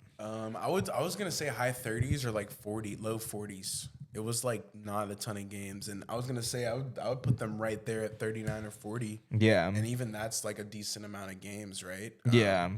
I think I'm not really sure exactly Let me see. the situation with Trey Young too. There's also been some like rumblings that he wants to be traded, and he's not really happy with the situation there, which makes sense because they haven't done anything since they went to the Eastern Conference Finals. Yeah. But I They 41 and 41. Okay, yeah, I was gonna say they went under last year. I think they're gonna go under again. Yeah. I don't. Again, I just don't know if Trey Young and DeJounte Murray is the like right recipe for success. Yeah. It's the best way I can explain it. Agree. Celtics 54.5. I think they're gonna go over. Yeah, Which I is think it's so. it's such a high number. It's That crazy is to pretty say, high. but I think they're gonna win 56 or 57 games. Are they going to be in the number 1 seed in the East, you think? Yes. The Celtics just look absolutely. We just talked about it a little earlier, but Yeah. they just look really different. And again, Drew Holiday, the additions of Drew Holiday and Kristaps Porzingis have been amazing for them. I didn't expect. Again, this was like if we were at the beginning of the season. Yeah. So now we kind of have a few games to see. I didn't expect it to pan out this well. Really? I didn't know they would be gelling like this already, and that's kind of why I think they're gonna go over. Is again, Joe Mazzulla has been there, Tatum and Brown have been there. They have a lot of guys who have been there and been to a finals and been around winning, winning mentality. Yeah. And I think adding more deadly pieces to that recipe is gonna be a good thing for them. So I think they're gonna go over. Yeah, I think so too. Honestly, I think they're probably. It's a lot of wins. That's bro. a lot of wins. But I think they can do it. Yeah, I agree. And then Brooklyn Nets 37.5. I mean, I guess I would kind of go off of this. I think Honestly, I think under. Yeah, I think so too. For Which sure. is And it sucks. they're not gonna go to the playoffs. I don't think. Nah, they might be. I don't think they're gonna be like. Like a plan. Nah. I don't think they'll probably be like 11, 12. Like Okay. they're not gonna be terrible. Okay. But they're not gonna be like in the play-in discussion. sense. I don't think so. Just the way I'm like from the way it's looking now, and like the projection that we were giving McCall Bridges and kind of where it's at now, it's like Cam Yeah. Thomas, unless he just has a crazy season, just averages 30 for the year. That which would be nuts, we'll have to but- see again. Like Cam Johnson, the Cams, Yes. Nick Claxton. Yes. I think they have potential to go over this still. Yeah. Again, if they can win 12 wins in a row, that's already Yeah. a third of that For sure. And that's not. I mean, that's a hard feat to do. pretty hard, yeah. They did it with KD, obviously, but that's different. Yeah. But the Nets can get hot at the right time. I think it may not be all hope is lost, but I do see them getting like 36 wins. Yeah. And if they do go over, it'll be by like 1. Yeah. Going into the next team, the Hornets, 31.5 wins. I'm gonna hit the under again. Yeah. Yeah. That's a lot of that is a lot of Unfortunately, LaMelo Ball hasn't proven to have a good, healthy track record. I think if he gets hurt, this season is done.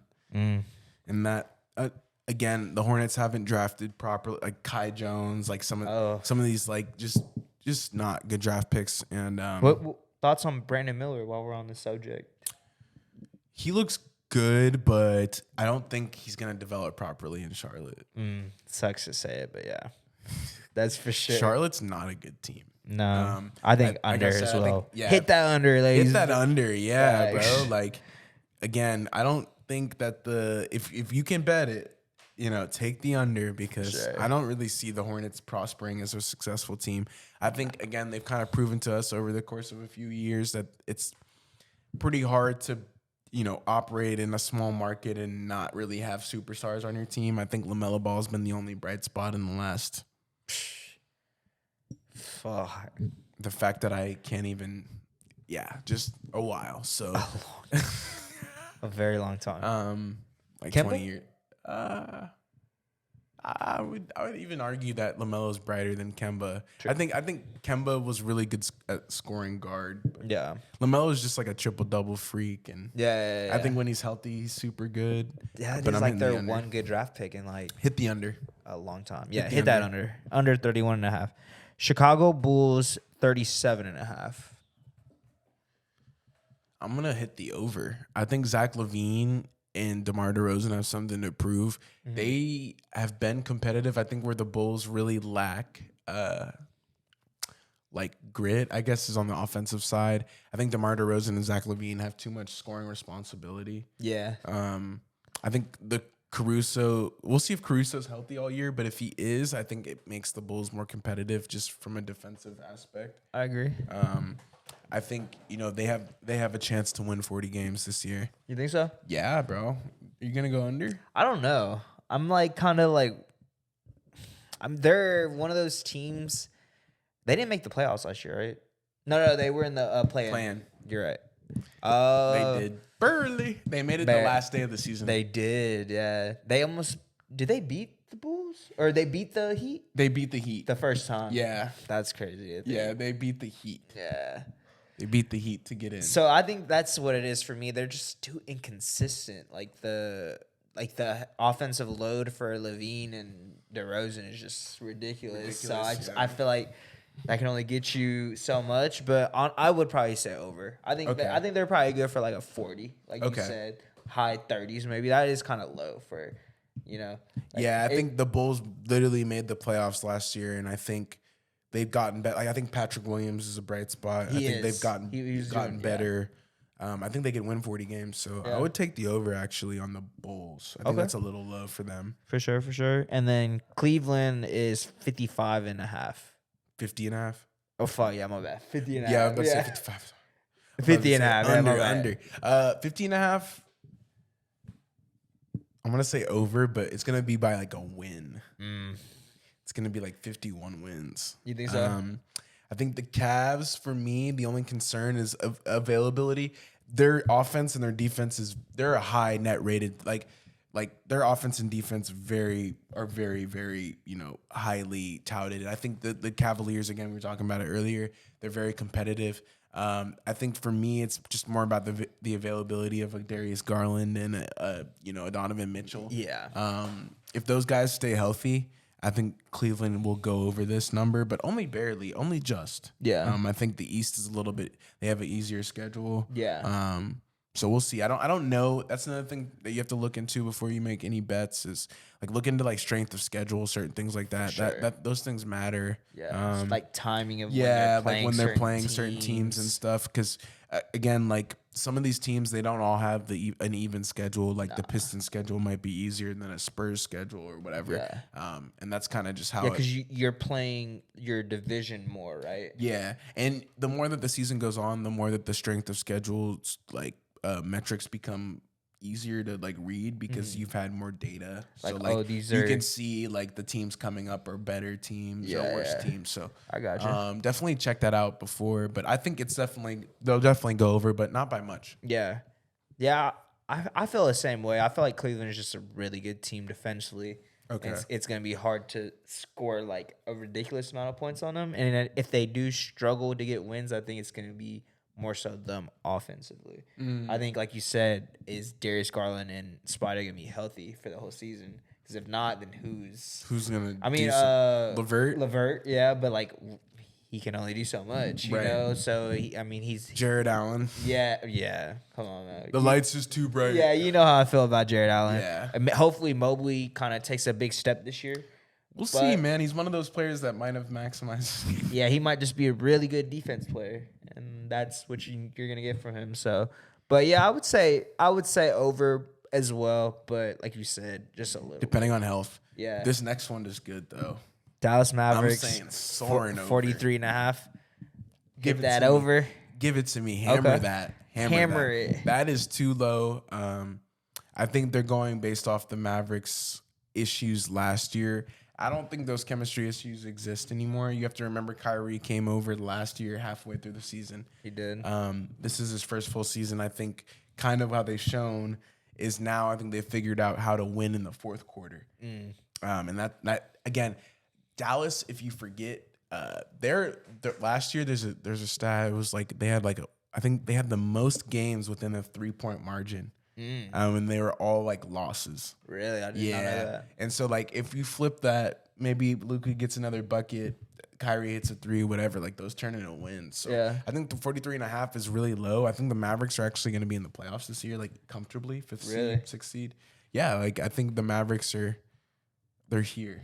Okay. So Derek Lively's here. They're ready to score. Hardaway's here. He's locked and loaded. You don't like that? I think they're soaring. I think they get 50 wins. I think they're going to soar over 43.5. They might get over 43.5, but I don't think 50. That's a lot of games. I don't know, bro. We'll see, I feel like you rate bullish. them very I'm bullish. highly, and I'm still not impressed with Dallas. You're not impressed. I'm impressed with Luka. I'm impressed with Kyrie. I'm not impressed with Dallas. I might say under for this. I'm not gonna lie. Wow. But if it is under, it's like What if they go on like games. a 10-game winning streak start of the year? Is it gonna change? I mean, can that last all year? Is just what I'm trying to say. Like, yes, you have Luka. Yes, you have Kyrie. But like, I'm y'all bullish have on the no Mavericks, defense. bro. I like in my the opinion. Mavericks. So I it's like like the Mavericks. I don't know. I just can't say that. I don't think they're gonna win 50. To be honest, I do not. I don't think that's a lot of games, bro. Facts. It's a Like lot of games. bro? Like what wasn't The Nuggets are gonna win 50. Yeah, they're gonna win 50, but like the Celtics will win 50, but like I don't think the Mavs will win 50. I just think they need to prove to me that they can be somewhat comparable on defense in order for me to believe in them, because I just think their offense is great, but that's only gonna get you so far, especially when it's very top heavy and that's all you're relying on. What if Luka gets injured for 10 games? He probably will. You know what I mean? Like that, you gotta think about that as well. Like, yeah, they could go on a 10-game win streak and Luka does that, and then he be injured for a couple, and It's just gone. and it's gone. That momentum's gone. Now, he'll come back and do what he does because he's Luka, but is it gonna equate to wins? Man, I think 43.5 is too low. Yeah, taking that under on that one. I'm taking the over. Detroit Pistons 28.5. Take the over. On that. What do you think they're 30 cap? games. I think the Pistons, again, Cade Cunningham, if he's healthy all year, man, they're in the running. Yeah. Jalen Duren is exploding right now. Like he's somebody. You got to deal with that, man. Yeah. Like the Pistons, you're gonna have to deal with. They're gonna be scrappy. Again, Alec Burks, 20 game, whatever. You know, Bojan Bogdanovic, whenever he comes back, still getting buckets. Yeah, true. Man. Like 28.5 is too low. Yeah, I think I'll go over on that too. I think that's too. That's another one I'd hammer. Yeah, because the Pistons, man, like they're on the come up. It sucks. I know, thinking about it, betting on the Pistons, whatever, but it can pay dividends. Yeah, sure. I think they're not gonna be one of the worst teams in the league. I think that's definitely over. I think it'll be like. You think they're gonna soar? I wouldn't say soar. Okay, yeah, that's like 37 wins. Yeah, I would say like probably like 30. Yeah, like 30, maybe 32. You know, I would say like 29. Oh shit, just like barely over. Barely. Okay. But they're going over for sure. Not soaring. Like you're saying. I think the Mavericks are gonna soar. I'm really bullish on the Mavericks. Yeah, I think your opinion is gonna change as the year goes on. I don't think so. Okay. I'm not gonna lie to you. I was watching. They just barely beat the Spurs. Is all I'm gonna say. Spurs. Yeah, their strength of schedule right now is easier. Yeah. I mean, they might impress and then like get cold or something in the middle of the season or something, or just not win. Like you said, they lost the most points by 3 points and they lost. The Pistons are gonna get pissed on, like for sure. I think so. They're not good. So like I think it's one of those like the best teams in the East are probably gonna like fuck them. They're gonna whop them. Yeah, they're gonna. And then like the mid tier teams, like they can battle. Yeah, they can battle. Those would be battles. But the Pistons is you gotta again. That's the team you gotta look at the strength of schedule because you don't want them playing the Bucks, like Heat, Warriors. Like it can get dark. It can get a little messy over there in Detroit. But Denver Nuggets 52.5. Yeah, over on that. I feel like they're. We don't have to talk about it too much. Talk about it. Yoke, I mean, not even baby Yoke, real Yoke. Yeah. Like he's the guy, man. Jokic. He's it's almost Halloween coming up soon, so we can talk about the Joker a little bit. But he's going crazy, man. He's again 52.5 wins seems like a lot. I think the Nuggets are pushing for not 60. I wouldn't say 60. Like 55 wins. I would say like around that. 55. Seems like what I can see them getting. Yeah, 60 is a lot. That's a lot of wins, I haven't seen that many games, I think, once since Celtics. They won 60? 2 years ago. Yeah. And then the Warriors was 73-9. Yeah. That was a crazy year. That was a crazy. Imagine didn't the Spurs win like 60 something games that year? Yeah, they won a ton. Yeah, they won like 67. Because I think they only lost like. Or no, they didn't lose any game at home or something like that. Yeah, they went on a crazy. Yeah, they were like on a crazy. It was like one of their last good years before now.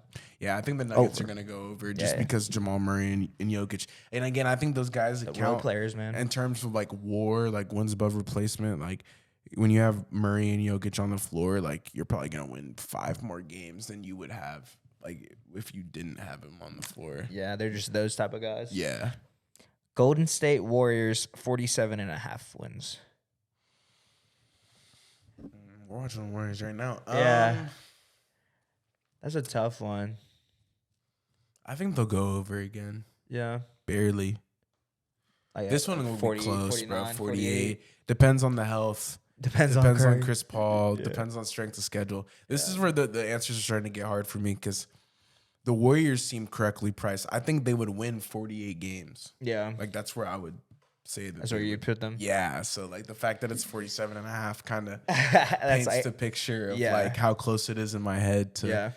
That's a no bet for me, honestly. Like you wouldn't even think about it? I don't even know if I would touch that. That seems like a perfect line. Yeah. I wouldn't touch that either because I just feel like. That's exactly that's like they're the team that they could just win those and amount they're the type games, of team to bro. lose to the Rockets, they're like losing right now. They're the type of team to lose. Exactly. So outright. Yeah, like they'll go crazy against the good teams, and then the bad teams, they're just kind of like, right. Should you have lost that? No, right. Probably not. But no, for sure. I think that's what makes it interesting. That's why I love the NBA. Yeah, any team can win any given night. Exactly.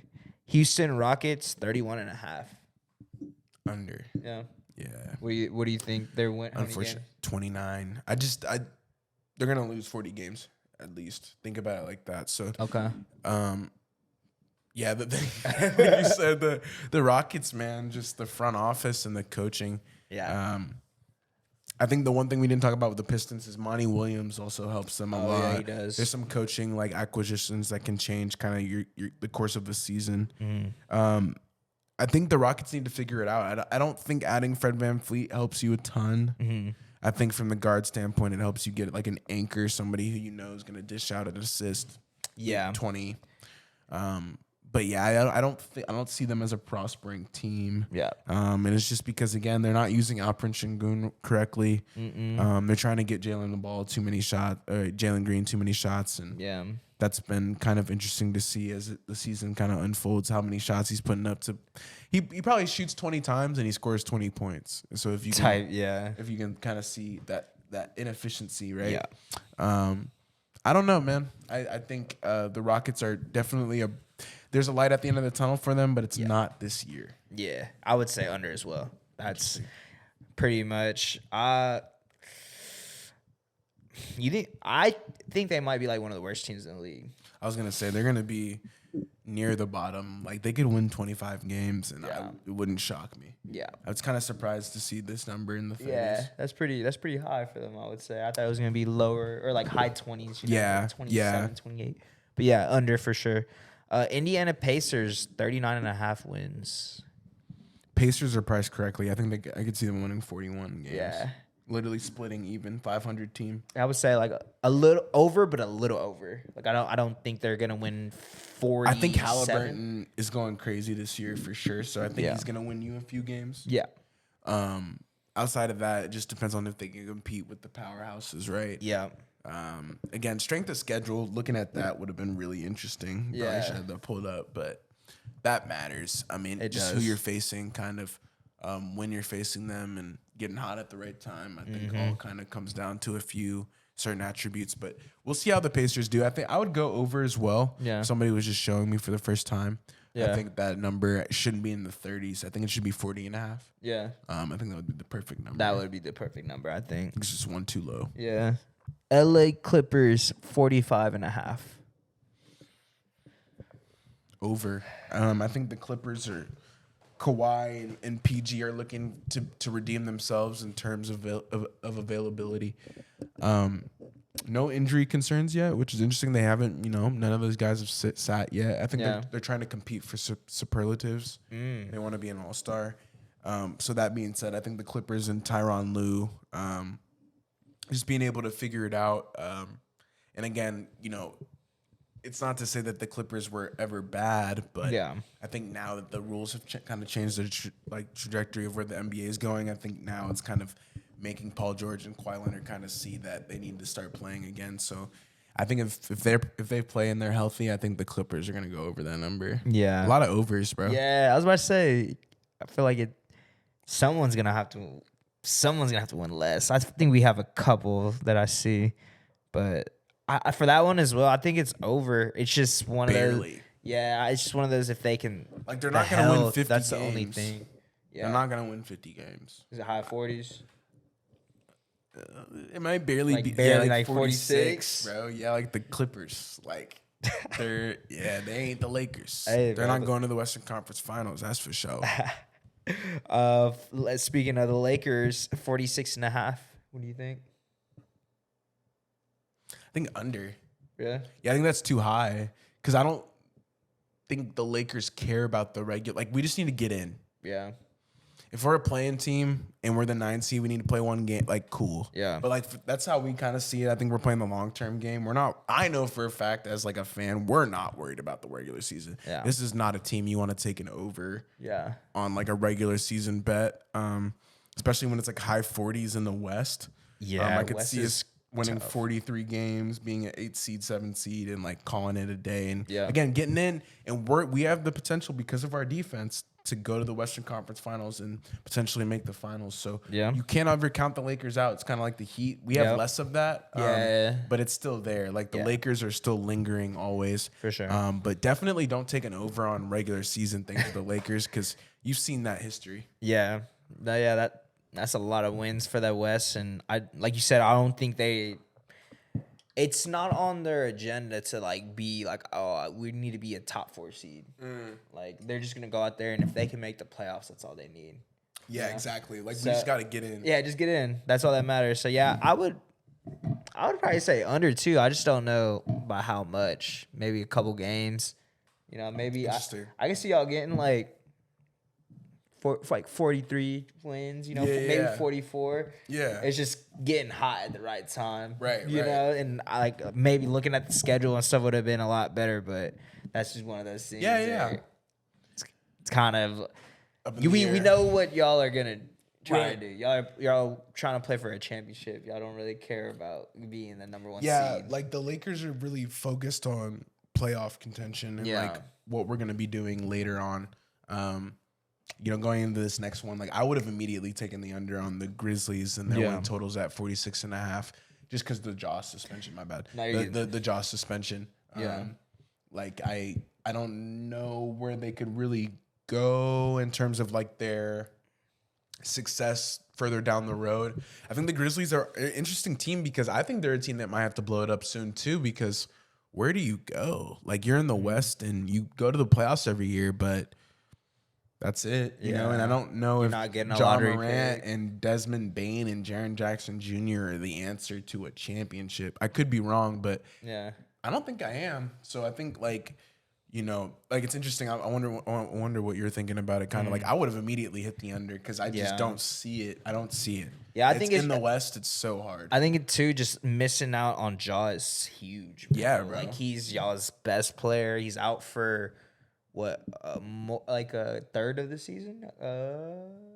Yeah, give Yeah, or take a third. a little less. But Yeah, like 0.27. yeah, you know, 0.25. it's like, and that's a lot of games. And from what there's obviously, we see what they're at now, 0-3, and they're playing decent, but it's just that's a long time to not have your best Right, player on your your best team. player. So And, like, yeah, you're- I would definitely have said under for sure. And Desmond Bain hasn't really impressed me. He's kind of been going ghost. Yeah, I a little think bit, his- inefficient. I think he was like 1 for 11 in like the first half yesterday or something like that. You know, like where I thought we were supposed to have your breakout season. You know, this is your time. D-Bane's kind of struggling right now, man. I think he'll have to get it figured out if the Grizzlies want to be able to continue to win and have success. And I think they have had success, and it's cool to see, you know, of course, Memphis stand up, bro. Like, it's amazing to see you guys get some success. Grit but- and grind. Yeah, bro. It's, you know, it's a tough city over there, but you know, it's interesting. I wonder how people are going to be able to take that next step and Yeah. what that's going to look like. So Yeah, for sure. Going into the next one, Miami Heat 44.5. man, I'm gonna take the under again. I don't think the Heat are a regular season team. Yeah. That's another thing where we've learned kind of in our NBA brain is like some of these teams just are playing to get in the playoffs. I Yep. think the Heat are one of those teams. Yep. I don't think Jimmy Butler cares about the I think he's willing to sit past the incentive marker. Yeah. Miss 30 games, 35 games, and it'll be okay. Yeah. I think they're kind of looking to load manage and again just get in, Yeah. see what they can do in the playoffs and go from there. Definitely hit the under on the Heat. I think that I could see them winning 42 games again, 8 seed. Yeah. No problem with that. They've clearly proven it doesn't matter what seed they are. So just be mindful of those things when you're betting. It's like, of course, you want to take the Heat. They went to again, damn near, they almost won the finals. Yeah. So like, you're gonna assume that it's such a low total, but it's like that for a reason. Yeah. And It's, like, just the way they play. right, and like they play for sustainability. Yeah. Not like winning. Respect. Yeah. I would have hammered that under. as Same. well. Yeah. Like I just. Like you said, there's a few unders coming up. Yeah, because it just doesn't make sense. Minnesota- The Lakers, the Heat, Yeah. like those aren't regular season teams. Minnesota Timberwolves 44.5. I think that's too high. I think Like- I'm hammering that. Yeah, under, again, like Cat, ghost mode. I think you say it off camera. I can't remember, but Cat needs to get traded. Damn, yeah. I might have said that off camera, but like I Yeah. think I've said that before too. Yeah, but- I think Cat needs to go. yeah. I think he's kind of impacting they're winning. I don't think it's Ant. I don't think it's Gobert. And for them, I think again they haven't had a ton of continuity or playoff success. They're still a young team. I'm not really sure where the Grizzlies, the Timberwolves can go though in terms of like continuing that success. Like they're definitely starting to hit that ceiling of like where they can go as a team. I agree. And it'll be interesting to kind of see. It kind of sucks though that you spent so much money on Gobert and Cat already had his, and then of course you're gonna have to. Or I think they gave money to Ant as well, so it's like that's all y'all. That's your core, Like, what are we gonna do now? Where are you going? Where you going? Yeah, but and I only say like one of those is a franchise type of player that deserves that amount. Yeah, so for sure. We'll have to see. I'm gonna stop it just so it doesn't. Oh, is it capped? I didn't even know. Oh yeah. Yeah, no, we can finish these win totals and wrap it up. For sure. All right, going into the next one, Milwaukee Bucks, 53.5 wins. Man, I would take the over, but be cautious. Okay. I do see the Bucks winning a ton of games in the regular season. I feel like Damian Lillard wants to prove that he's, still him, and I think the Bucks are definitely going to come out and try to win every game they play. And they're definitely they're more of a regular season team. They care kind of about their winning streaks and like what they're doing during the regular season. So I feel like there's a reason why this total is 10 wins above the Heat. Yeah, it's a lot. It's a lot of wins. Yeah, it's because like they definitely care a little bit more. I will say though, be careful because it is a high number. Yeah. But I like it. I like it. Yeah, I probably would have went the over as well, especially knowing the circumstance of Dame playing with Giannis, and that's kind of match made in heaven. It's something that Dame had, or I think Giannis has said it as well. Or no, Dame said it. He was like, "Yeah, I've never played with a player that has attracted so much attention. I'm open so much." It's like, yeah, come on, interesting. Bro. Yeah. And especially like the player that Dame is, he could drop 30 any night.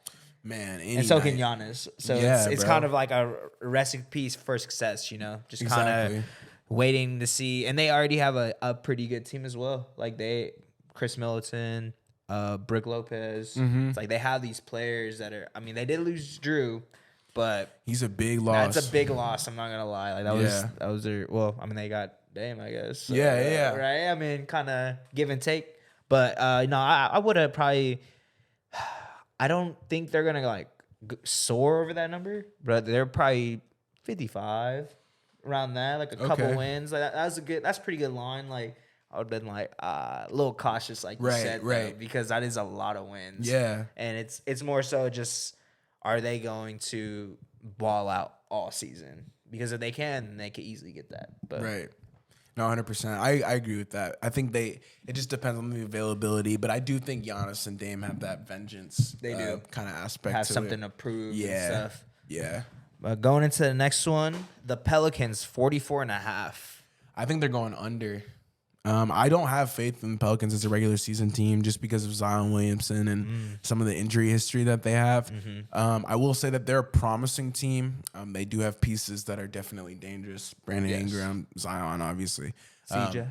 CJ. I think CJ's probably been their most consistent player now that you say that. Yeah, he's probably the person that I'm like most confident in like trotting out every night just because he's proven he can play.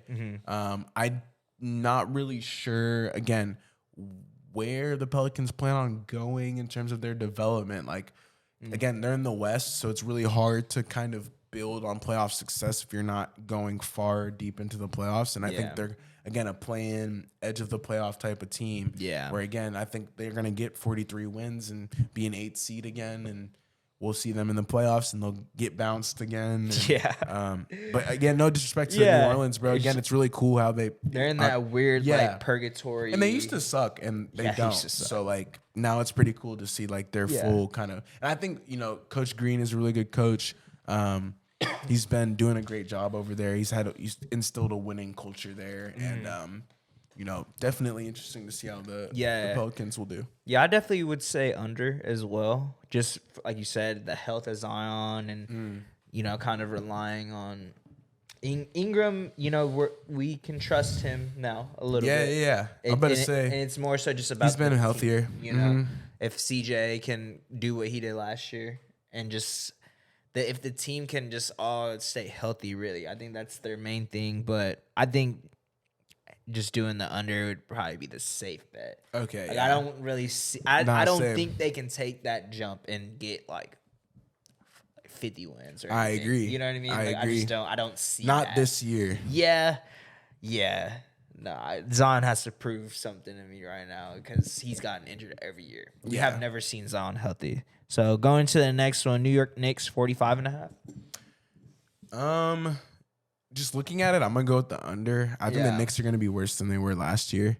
Yeah. I don't think Julius Randle's gonna have as good as a year as he did last year. Yeah. I think Brunson will have a great year, but again, man, Knicks is one in that situation. There's a few teams that are in that bubble of like, where are you going to go? Yeah. You've had playoff success, but it's obvious that it's not going to lead to a championship. So, like, what are you going to be doing for the next 5 years to change or improve your roster to make sure that you can, build on that? Because again, the Knicks go to the playoffs a decent amount. Yeah. It's good for basketball when the Knicks are competitive, but again, I don't think that the regular season success is dictative of like their success in the playoffs. I still think that Tom Thibodeau's looking at the long-term picture. Yeah. We'll have to see though. I wonder what you think. I think the Knicks, I think they're going to go under 46 wins. Yeah, I think so as well. I just don't see them winning anymore. That's just the way they play, like gritty, very grimy, like tough it out wins. Yeah, defense. Yeah, defense. And hey, let's hope that Julius Randle will score 30 or something. Like, I don't know. It's not. I don't really like that for them, especially because like the teams in the East, the top heavy teams, are like significantly better than them. Like the Boston, the fucking Nuggets. Or no, not Nuggets. The Heat. No. Who's Boston and who's the other team, bro? Bucks. Fucking zooted. Yes. I was like, the Bucks. Yeah, Bucks. Yeah. Like those two teams are like, because like Knicks are what, like 4 or 5 seed usually. Yeah. Like I feel like that. They're in the mix, bro. Yeah, they're in the mix, but like. That's it. Yeah, it's like what, like you said, what are we doing right now, honestly? But yeah, no, I would definitely have hit that under. Okay. If I would have seen that. Okay. And then OKC. I mean, I'm just gonna say I would go over for sure. I would have seen this number and hit the over immediately. Like, off rip. I don't think 44.5 is proper. I think they're gonna win 48 games. Yeah, I don't think they're gonna hit 50. Honestly, like completely honest, but I think they. That's a number I'm like, yeah, for sure. Probably like high 40s. Like, you said, 48. Maybe like 47. You know? That's still a lot of games. Like, yeah, that's a ton of games, bro. Of games, man. That's well above 500. Yeah, because, and this is a team that barely made the play-in last year. I think they won 41 games. So they got projected for a little bit more, but. No, yeah, would have hammered the over. I feel Same. I feel like we kind of been talking about it at the beginning. Yeah, of the bro. pod, And so the it's combination of Shea and Chet and that excitement, obviously, I would have been like, ooh, bro, 44.5 is low. I probably would have put that at like 46. But I think the Thunder are going to be in the playoffs, and I think they're going to be definitely a force to be reckoned with. And again, they're in the West. It's competitive, but they're going to win a lot of games, and I think their division is tough. And very much so. Yeah, it's going to be an interesting ride, but I think they can definitely pull out an over. I agree. Next one, Orlando Magic, 37.5.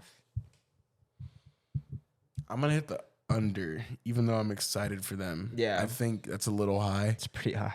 I don't know if they're going to touch 40 games. Yeah. That's like where that number is. Yeah. I will say they'll probably win 36 games. Yeah. Don't get it twisted. It'll be close. I feel like it'd be a little bit under as well. It'll be close. I will say the Magic do have a light at the end of the tunnel with Paulo and Wagner. I will say, though, it just hasn't really gelled yet. They do look better this year. Yeah. They look decent. I don't know if Cole Anthony is playing. He's doing pretty well this year. Okay, he got an extension, actually. Okay. Yeah, he deserves to be a hooper. Yeah. For the Magic. I think he definitely should be playing. Yeah. But yeah, we'll have to see, man. I think they'll go under. Just again, their track record's not great, and also they don't have the best development system. Yeah. I kind of wonder what's going on with the Jalen Suggs or Jonathan Isaac and some players like that where they could use and you know. I know Jonathan Isaac had a decent game. I think yesterday. Recently, yeah. Yeah, recently. I think he got like a blocker too and got a big steal, and that's kind of what they're missing. You know, they have Paolo now, they have Franz, they have Cole Anthony. They have these players that are pretty good offensively. Now Right. they need someone defensively that Right. can like hold it down for them because Right. that's what they're missing. You know, you at least need like one player on your team that's kind of like that. You know, just to kind of Balance it out. balance Yeah. it out. Yeah, like they have a lot of firepower, but it's like, all right, are you gonna be able to get a stop when you need to? Right. You know. So yeah, I would Yes, also go sir. with the under. I think Okay. they're like like you said, like 35, 34 win team. Like Okay. they have potential to win. Maybe like 38. I was about to say they could like maybe. do it. I think that's the cap. Right? yeah, like that's probably the cap, but I would probably bet the under if I saw that. Mm. Next team, Phoenix Suns, 51.5. Take it under. Yeah, it's a lot of games. I think just the availability again, like the injury risk. Not even talking about strength of schedule. Just looking at some of the players on these rosters, like just the injury concerns would scream to me that they're gonna go under. Yeah. I mean, and it's already Durant, kinda Booker, started Beal. off. Yeah, it's Yeah. just it's tough to win games when you're not playing. Yeah. Or your star players aren't playing. I think for the Suns, it all comes down to continuity, being able to again play back to back games with each other and get that chemistry built. Because again, they haven't ever played together. You know, Kevin Durant or Devin Booker haven't played with Bradley Beal, so Yeah. I think it'll be interesting to kind of see how that works out. I will say they'll win 50 games, 49 games. It's going to be a close number. Yeah, I probably would not have bet on that. Honestly, Yeah, that's I'd a be no like, bet for That's me." tough because like if they could. That's a no bet. Yeah, Yeah. but this next one, I would have hammered the over for sure. Philly, I think that's pretty low, 47.5. I think that is low. I think they were taking into account the Harden thing. Harden situation. Yeah, I think it would be low if Harden was not or like was there. Yeah, yeah. If that makes sense. Like I think they were taking into account that he might not be available. Got you. But I think ultimately that is a low number. I think the so. Sixers are gonna win 49 games. I think 50 games. I wouldn't be surprised if they won 50. Yeah, I was gonna know? say that's not a ton in the East. No, it's not. I think again, being able to win in the East is not super difficult, but the Sixers have definitely proved that they can do can that. do that, Yeah, like they can win there. Yeah. So yeah, I like that. Yeah, I like that one. Portland Trailblazers 27.5. I'm gonna go with the under, bro. Yeah, I I was think, gonna say, I probably think they're gonna under. win 20 games. Are they gonna be the worst team in the league? You think? Yes, I think they're gonna be the worst team. they'll I'll get take the that. number one pick. I hope. I don't even know who that is. You know who it is, or who would it potentially be?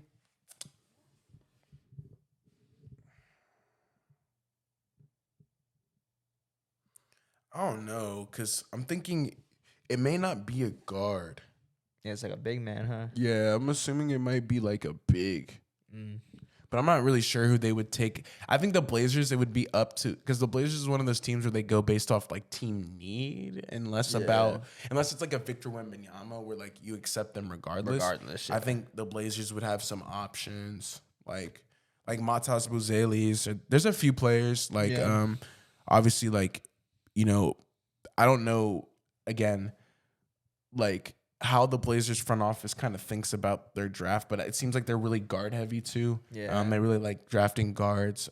It's kind of interesting. That is I pretty don't know. interesting. They do. Yeah, I think they're gonna go under. I don't Yeah, think under. they have, again, that togetherness and that camaraderie that they need built. I don't think Scoot is ready to take that next step in terms of like winning in the NBA. Yeah, NBA. I don't think so, yeah. And so I think they're gonna get like 22 games, 24 games. It'll be low. Yeah. Unfortunately, but I agree. Shout out Portland, man. Yeah. Super dope place. For sure.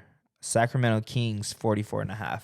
I'm going to take the over. Yeah? I think they're going to get 48, Okay. 50 games. I think the Kings are, again, a force to be reckoned with, and that's because they can score. Yeah. The only thing that concerns me is defensive liabilities. Mm-hmm. I think Fox and Sabonis are kind of on Yeah. that side of the ball, and those are kind of the main guys. But I do think the Kings are definitely on the come up, and it's definitely happening now. Like they're not on the come up, they're here. Yeah. And I think they're gonna win 50 games and kind of Curry's going crazy. Yeah, I'm bro. about to say, what? Nah, Curry's doing, I think he's hit like 5 threes in this quarter, Fuck. like 5 in a row.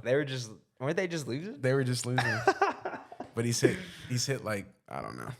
Damn. I don't know. Curry's just crazy. Curry's being Curry. But yeah, even for Curry, what he was doing to the Kings is kind of what worries me, is getting cooked, for 50 and 45. I think that's what worries me about this total, is it's kind of high. But Yeah. I think they'll go over for sure. Yeah, I think over as well. I could see them winning like 48, 47, like around that. That would have been nuts. This would have been fun. But no, yeah, I think Sacramento has shown us that we are here. Yeah. We're trying to light this beam Right, every they're trying to single light the single beam. day that we're there.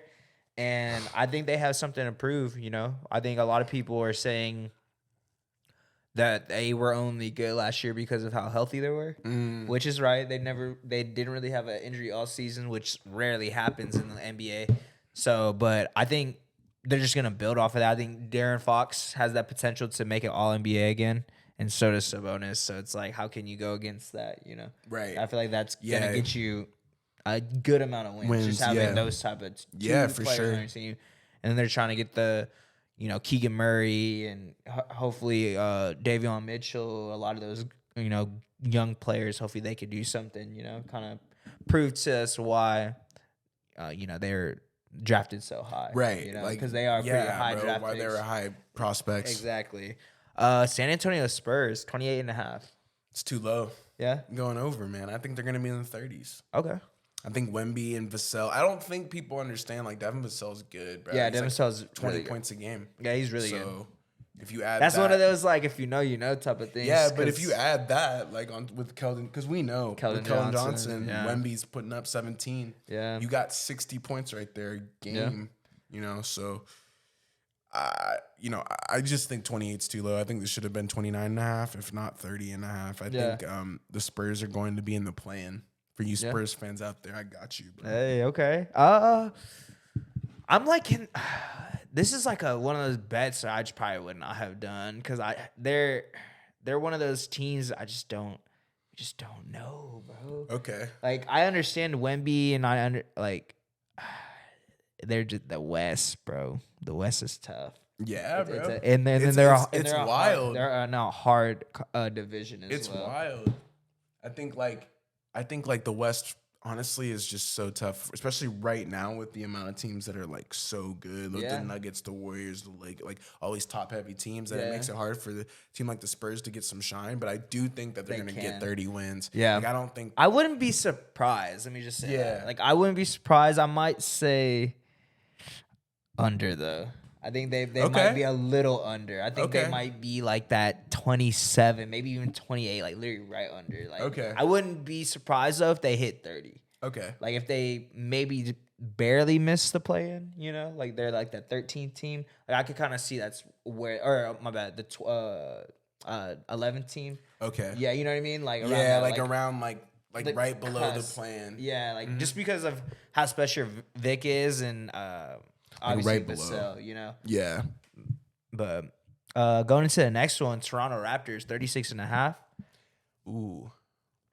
I think they're gonna go under. I don't think the Raptors are gonna do this. I was about to say this this. good. Yeah. This year, I think they're gonna be struggling to kind of find their rhythm. I do think Pascal Siakam is good. Yeah. But I will say that the Raptors are in a position where it's they don't have What the are you championship. Yeah, they don't really have a championship roster. So eventually they're gonna have to tear it up. Yeah.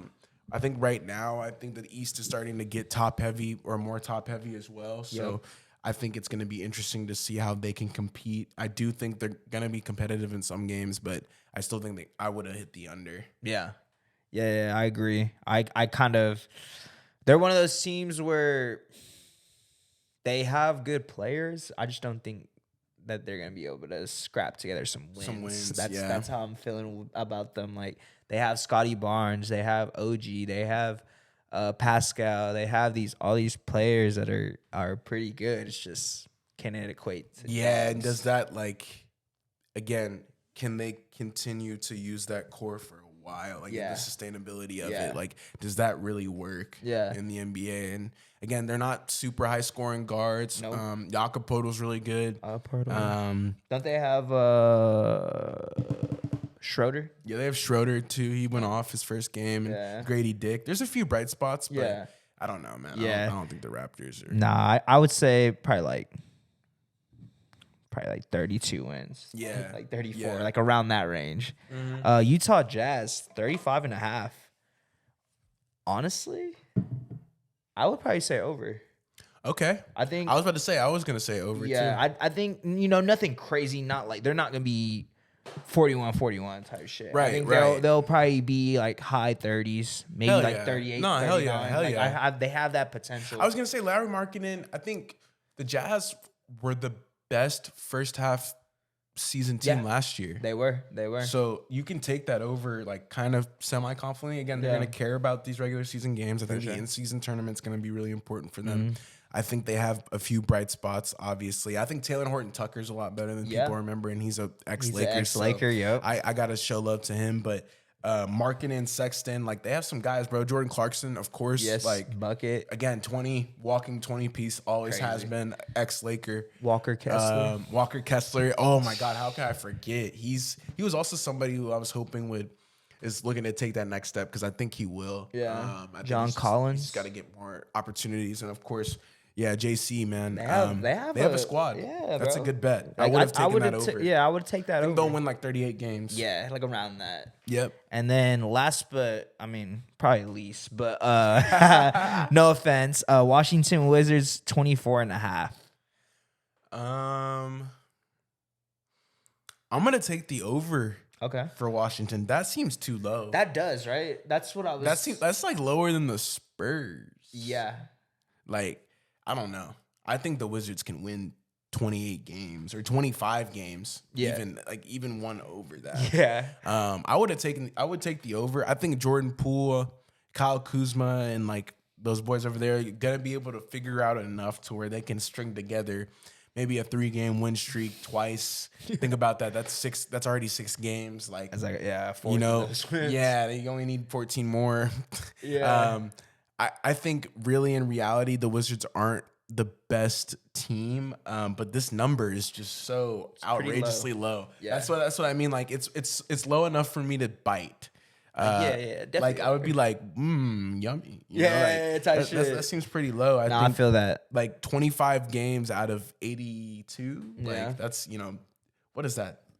20-ish%? Yeah. Yeah. Yeah. So like that's not even that crazy. It's not. I think you can ask the Wizards to do that. And with Jordan Poole coming into the mix, I think they might even end up being better than, not that they were last year, but that they have been in recent years.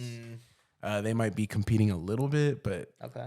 Not really. Yeah. Yeah, I definitely saw that and was like, oh, that's pretty low. I would probably go with the over. I mean, don't get me wrong, Wizards aren't going to be winning a shit ton of games, but 24 and a half for, I think the players that they have, like Jordan Poole and Kuzma, I feel like they could carry them to a decent amount of wins. Like, especially some of those like worst teams in the league, and maybe even one of the best. You play teams, Charlotte 3 times, 4 times. Yeah, like, come on. Like you'll probably be getting buckets. At least win 2 of them. Yeah, like I think so. I think they could probably hit that over for sure. 100. But that was the over unders for the projected win totals. Yeah, exactly for the upcoming NBA season. Obviously, it started already, so we kind of had a little bit to go off of, but. There was a couple that ZD and I didn't agree with, but for the most part, I think it's pretty interesting on the Spurs, bro. Wemby's probably not too happy with you. All right, man. All I'm saying is I wouldn't be surprised, but I'm gonna go with the under just to kind of switch it up a little bit. I didn't want to agree with like everything, but I understand where you're coming from. Hell yeah. But let us know who y'all think is gonna have the biggest jump this year. And who y'all think is gonna take what do you call it? Like take a drop in standings? Because drop off. Yeah. Tell us who you think is going to take a jump, and tell us who you think is going to drop off this season. Because obviously, there's gonna have to be a team for each one of those, and not everyone's gonna be able to win. Right. Yeah, I was going to say there's gonna be risers and fallers throughout the year. Exactly. I think there's obviously some of those upper echelon S tier teams we all kind of know about: the Celtics, the Nuggets, the Bucks, all those teams. But we want to kind of start to get into like the nitty gritty teams, the Thunder, right? Yeah. The Lakers. Some of the question mark teams I think are kind of interesting. The Warriors, right? Yeah. for us, that's kind of what we're talking about. But yeah, man, definitely let us know, bro. It's been awesome. I think yeah, this man. was, It's a long one. It's really like long episode. Yeah, 2.5 hours. You know, we appreciate you guys if you made it this long, and you know, we'll definitely get to it next time. But yeah, no, I got a Lakers game to watch, man. Oh yeah, for absolutely. sure. I'll be watching it as well, sir. Yeah. So don't forget to leave a like, comment, subscribe, and we'll 100%. see you next time. Peace. Three man. Bang.